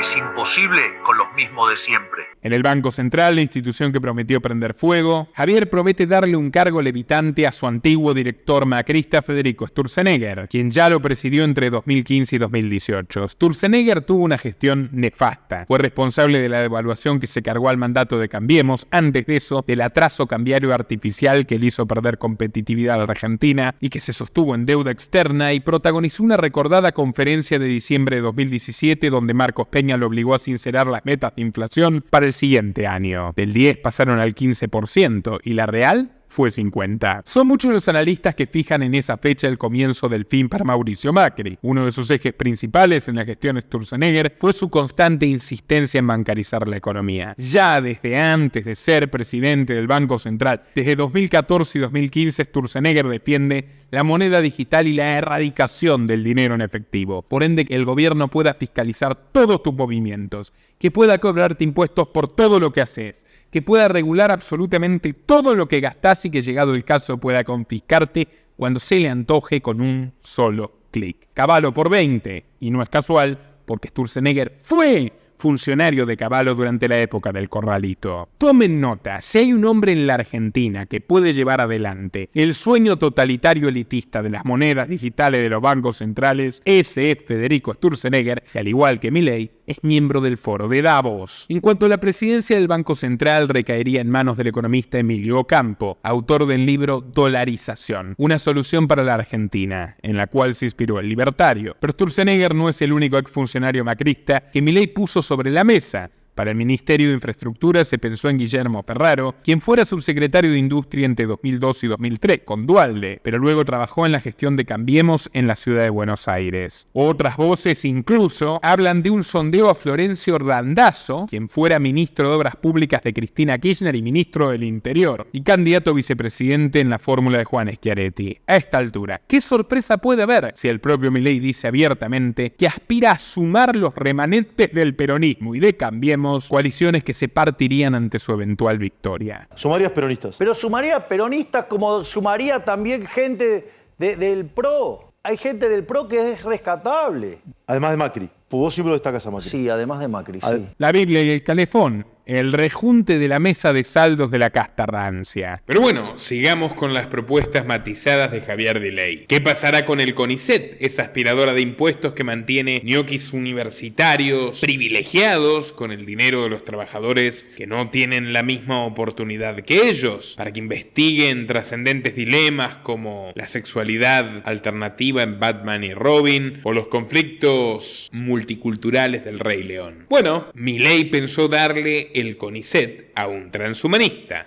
Sí, un remedio peor que la enfermedad, en términos filosóficos. Se trata de Daniel Salamone, experto en mutación genética, considerado por Javier como el clonador nacional. Salamone es médico veterinario por la Universidad de Buenos Aires y se doctoró en la Universidad de Massachusetts, Estados Unidos. Desde 1985 estuvo involucrado en la investigación con embriones, produjo el primer ternero de fecundación in vitro de Argentina y los primeros bovinos clonados y transgénicos en América del Sur en 2001. Ya puedo imaginar la primera medida populista de Milei, un Conan para todos. Perdón por el chiste. Se acercaban los comicios de octubre, casi todas las encuestas vaticinaban que el derechista venía bien, incluso primero, pero no evitaría el balotaje con Sergio Massa. Muchos podrían creer que, siendo su rival natural, Milei congeló las relaciones con su entorno, pero no fue así. Por el contrario, se incrementaron. De forma secreta, Milei se reunió con el director ejecutivo de la aduana, Guillermo Mitchell, mano derecha del ministro de Economía y célebre desde que Carlos Pagni comentara en su programa Odisea Argentina que para poder exportar o importar en el país se precisa entrar a un sistema de sobornos triangulado por un misterioso hotel de Puerto Madero. El encuentro se mantuvo en total hermetismo. Según pudo saber y profesional, Javier Milei le pidió a Mitchell que lo ayude con la gestión de la aduana si llega a ser presidente. El hombre se mostró más que dispuesto a trabajar en conjunto. Literal, o sea, el candidato liberal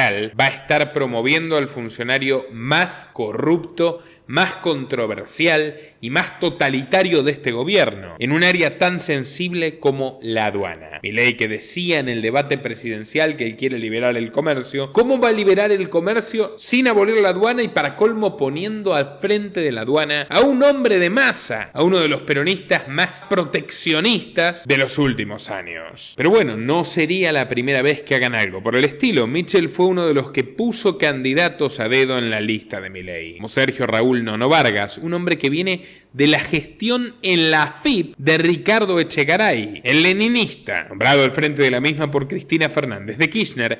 Esto generó tanto revuelo en la aduana como en la propia AFIP, donde en los pasillos se comenta que, cito, Massa quiere nombrarle funcionarios a Milei porque sabe que no tiene estructura para gobernar. Otro de los intermediarios entre ambos ha sido Leonardo Madcur, hoy jefe de gabinete de Economía y uno de los 3 hombres más relevantes en el esquema del ministro. Madcur fue uno de los negociadores de la deuda argentina en los años de Néstor Kirchner, junto a su suegro Guillermo Nielsen y a Roberto Lavagna. En su libro autobiográfico El camino del libertario, Milei señala que conoció a Madcur a través del propio Nielsen. Cito, poco tiempo después de conocernos, su yerno Leonardo Madcur necesitaba un valuador de empresas en el grupo de Eduardo Urnequian, Corporación América, ya que existía la intención de sacar a la bolsa una de sus firmas, Aeropuertos Argentina 2000. Leo es una gran persona y muy inteligente. Esto escribió Milei, del jefe de gabinete de Massa, del Ministerio de Economía del 300% de inflación anualizada. Madcur, que se destaca por ser un buen jinete, contaba en las viejas oficinas masistas de Avenida del Libertador que invitaban a Milei a las reuniones solo para reírse. Pero, ¿por qué es tan importante su nombre? En los últimos días, trascendió que Madcur será el elegido por Massa para presidir el Banco Central, si gana, un lugar donde planea llevar adelante las temidas monedas digitales. La CBDC, que eliminarán cualquier intermediario entre el dinero que circula y la institución monetaria. Cuando vayas al café, al cine o al almacén de la esquina, la billetera virtual que utilizas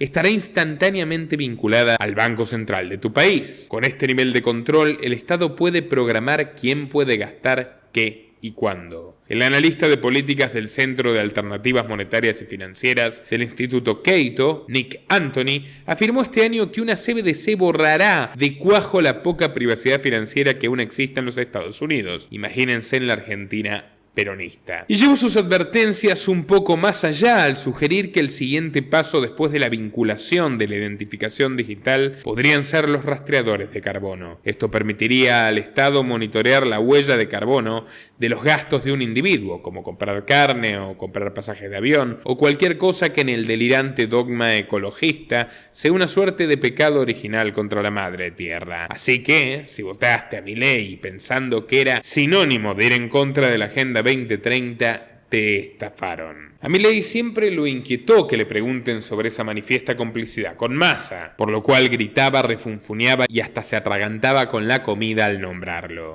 Javi, querido, ¿cómo estás? Contame, Javi, bueno, primero, ¿cómo estás? Y segundo, decime que es mentira lo que te dicen de Massa, que leí ayer en Clarín, que estás armando las listas con él. Voy a llorar. Un beso, te quiero. Esto me respondía él, después les leo porque estaba comiendo. Hola, ¿cómo estás? Mira, el tema es el siguiente. Pará que estoy comiendo algo, pará que después te llamo. Son capaces de decir cualquier cosa. Con todas estas señales, ¿acaso nunca sospechó que habría consecuencias? A estas alturas me barrunto que Milei nunca esperó salir primero, nunca esperó tener chances reales de llegar a la presidencia, y cuando de repente aparecieron, también aparecieron las dudas. A comienzos de septiembre, Milei recibió el sorpresivo apoyo de Luis Barrionuevo, el sindicalista gastronómico que fue estandarte de la corrupción menemista y autor de la célebre frase: en Argentina tenemos que dejar de robar por 2 años. Acá hay un fenómeno social. Vino un hombre y cambió la vida del país con actitudes simples, lo que parecía difícil, que se llama Carlos Saúl. Bueno, vamos al tema de los boletos. Bueno, pero por eso le digo.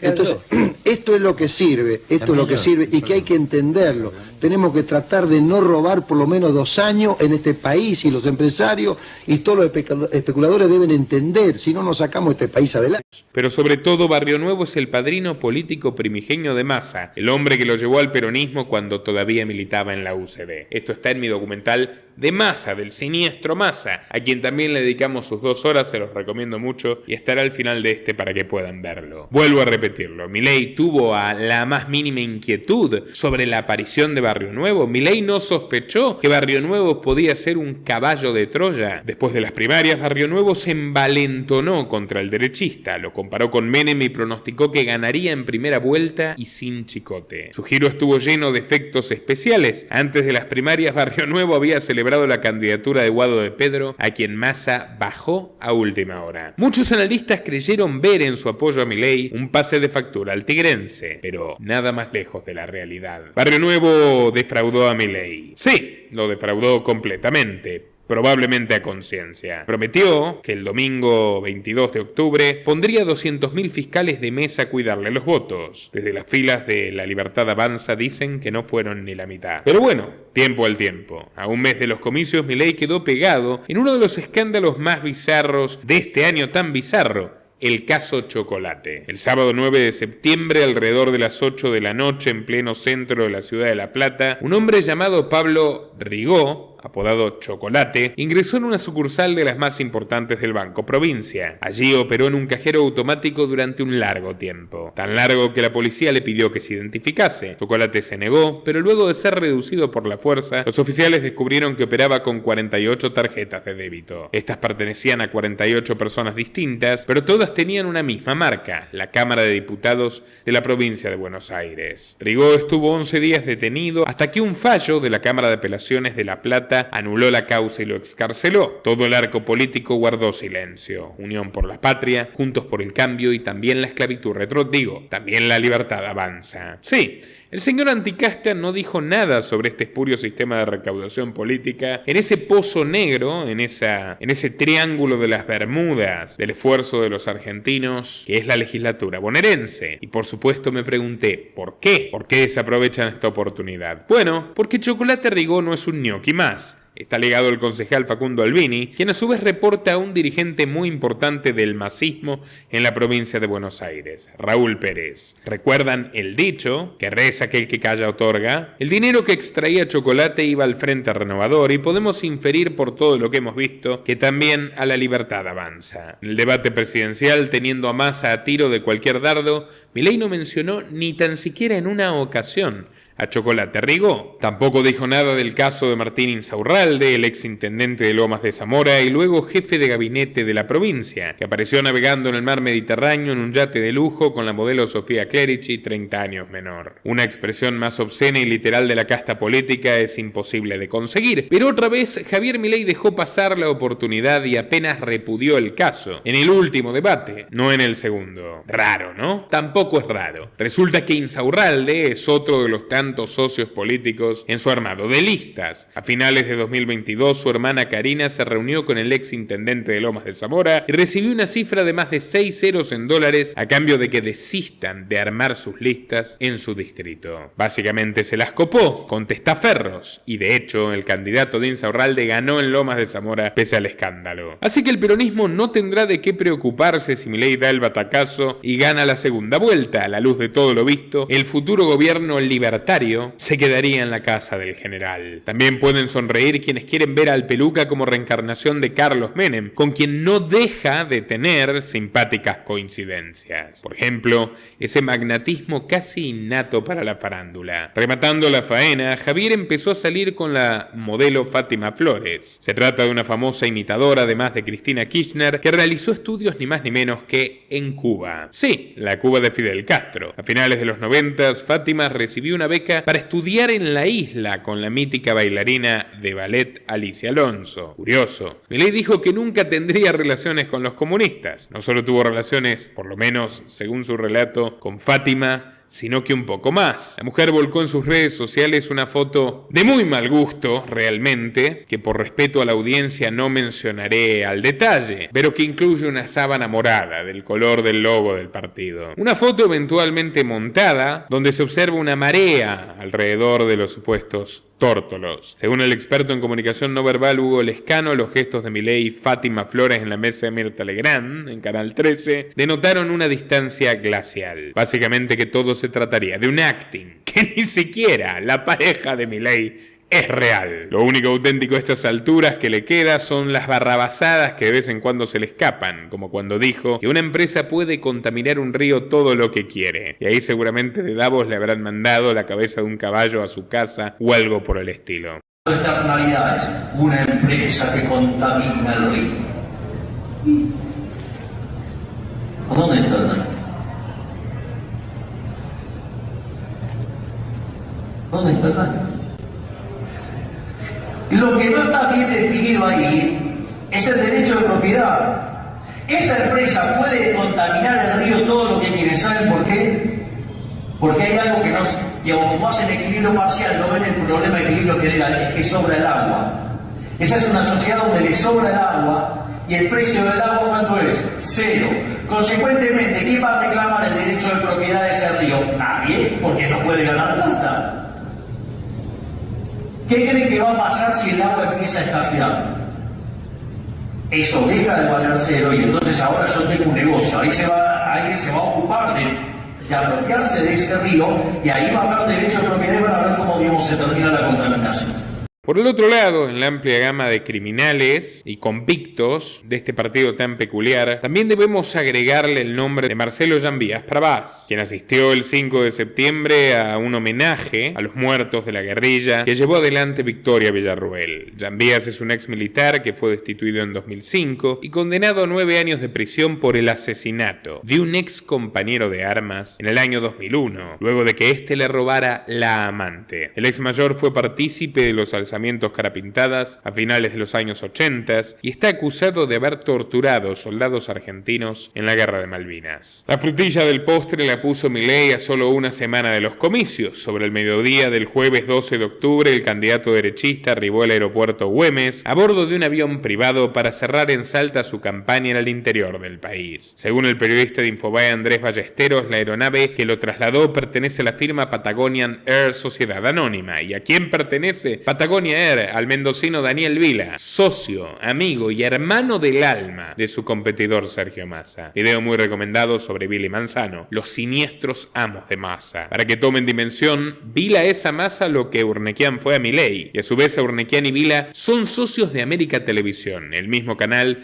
que proyectó a ambos candidatos en la arena política. No en vano, en el segundo debate presidencial, cuando Patricia Bullrich le recriminó que tenía chorros de Massa en sus listas, Milei dijo simplemente posiblemente vos también. Y así llegó el 22 de octubre de 2023. Era el cumpleaños número 53 de Milei y sus ojos, hace ya meses extraviados por aires de grandeza, solo se enfocaban en una única ilusión, la de convertirse en aquella noche en presidente de la República Argentina. Pero cuando Milei esperaba tocar el cielo con las manos, pasó en cuestión de horas a probar el polvo del infierno. Sergio Massa le demostró que su frase en el debate había sido en serio. Hasta acá llegaste, Javier. Y con un sólido casi 37% de los votos, le propició una humillación electoral. Milei apenas sacó 29.8 y al león ya no le quedaba un pelo en la melena. Lo raparon a media americana. Ya en los últimos actos se habían visto postales delirantes, tragicómicas, como supuestos militantes de Milei, llevados en realidad ahí por los peronistas, que terminaban diciendo la verdad a la cámara. Aguante Massa. Que es un poquito la zona de los bombos, dale. Ahora estamos, sí. Ahora estamos, Diego. ¿Qué tal? ¿Qué tal? ¿Qué le pareció? ¿Qué le pareció el discurso de Milei? Aguante Massa. ¿Cómo? Aguante Massa. Correte un poquito de los bombos, correte un poquito de los bombos, dale. Aguante Massa. Aguante Chacarita. Aguante Massa, dijeron. Aguante un poquito de los muchachos. Chacarita. Ah, Chacarita. Dale, sí. Pero después votan a Massa. Por eso, ojo el domingo. Dale, Paco, alejate.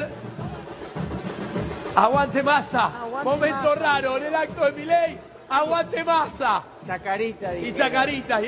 Pero bueno, como si no estuviera suficientemente humillado ya, Milei se terminó de inmolar y tras acusarla de poner bombas en los jardines de infantes, en realidad ponía bombas en jardines y mataba a civiles y ayudaba en secuestros, insisto en mi documental de Patricia Bullrich para que lo vean, terminó llamando a su enemiga de Juntos por el Cambio, a la que llamó tercera marca de su propio producto, a ocupar el Ministerio de Seguridad a cambio de su apoyo. ¿Cómo no la voy a sumar?, dijo Milei, si ha sido exitosa combatiendo la inseguridad. En sentido estricto, fue exitosa combatiendo la seguridad y la propiedad y la libertad y la vida. Unas horas más tarde rompió todos los récords al ofrecérsele ya prostituido hasta los trotskistas, a los que les dijo zurdos de M y cosas infinitamente peores, en ocasiones muy merecidas, pasó a convocarlos para que ocupen puestos en el Ministerio de Capital Humano. Desesperado es quedarse corto. Pero después de la derrota, su frágil equilibrio mental acabó por desbarrancarse. Y esto quedó más que claro en una entrevista televisiva que le hizo su amigo Esteban Trebuch, donde Milei pasó posiblemente la peor hora al aire de su vida. No quería a nadie, no. Yo puse el ejemplo el otro día que por ahí que venías a maquillarte acá al canal y te decía, ¿quién es este?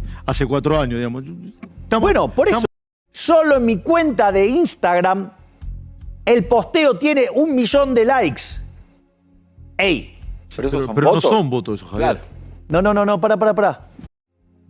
Miran a la señorita por internet. Yo estoy en el medio de sus sábanas. ¿Cómo podemos pedir que termine el murmullo detrás de cámara? Bueno, chicos. Porque es muy difícil hablar con tanta gente hablando. Son temas muy delicados, que estamos con un nivel de bullicio no convencional para temas tan complejos como los que estamos tratando. Y si yo le erro, a mí me destrozan públicamente. Y nadie va a decir que atrás había un murmullo que me estaba matando. Está claro. Entendí. Está clarito. ¿Cómo hay que hacer, Javier, para salir? Ahí te van a decir, Ana te va a acompañar. Ana te va a acompañar. Ahí está. Ahí está. Gracias, Javier. Pero no podés hablar tanto. Si trabajaría con Javier Milei, me dijo que sí. No voy a decir quién. Pero bueno, ahora podemos verlo domado por Macri y por Bullrich, y por supuesto por las circunstancias, y un destino nebuloso al punto de comenzar a dar lástima. Ya muchos de sus diputados y senadores electos han mostrado su verdadero rostro y se fueron con el peronismo. La senadora Ivana Arracaeta, los diputados Lisandro Almirón, Pablo Anzaloni y Gerardo González, los parlamentarios del Mercosur Fabiana Martín, Fabricio Casino, Mario Nayar y David Ocaña, y los legisladores de la provincia de Entre Ríos, Gladys Liliana Salinas, Carlos Alberto Damasco y Julia Esther Calleros Arrecous rompieron con Milei para formalizar la condición que siempre han tenido: hombres de Massa. Vos los votaste a Massa. Vos vas a votar a Milei este domingo, vas a votar a Massa. Increíblemente, el Observatorio de Psicología Social de la Universidad de Buenos Aires determinó que el valor con el cual más identifican a Milei sus votantes es la coherencia. Nadie en la historia del liberalismo ha engañado y ha usurpado hasta tal punto en el nombre de nuestras gloriosas ideas. Con esto quiero cerrar, estimados amigos. Votar es siempre una estafa. Pero en esta ocasión, además, votar por Milei es votar por Massa. Nuestro trabajo depende de tu apoyo. Para que siga siendo posible, realiza tu donativo desde tan solo $2 por mes a través de Patreon, en los links que están en la descripción o en el comentario destacado. También podés hacerlo a través de la opción Unirte de YouTube. Y si estás en Argentina, con el medio de tu preferencia a través de Mercado Pago.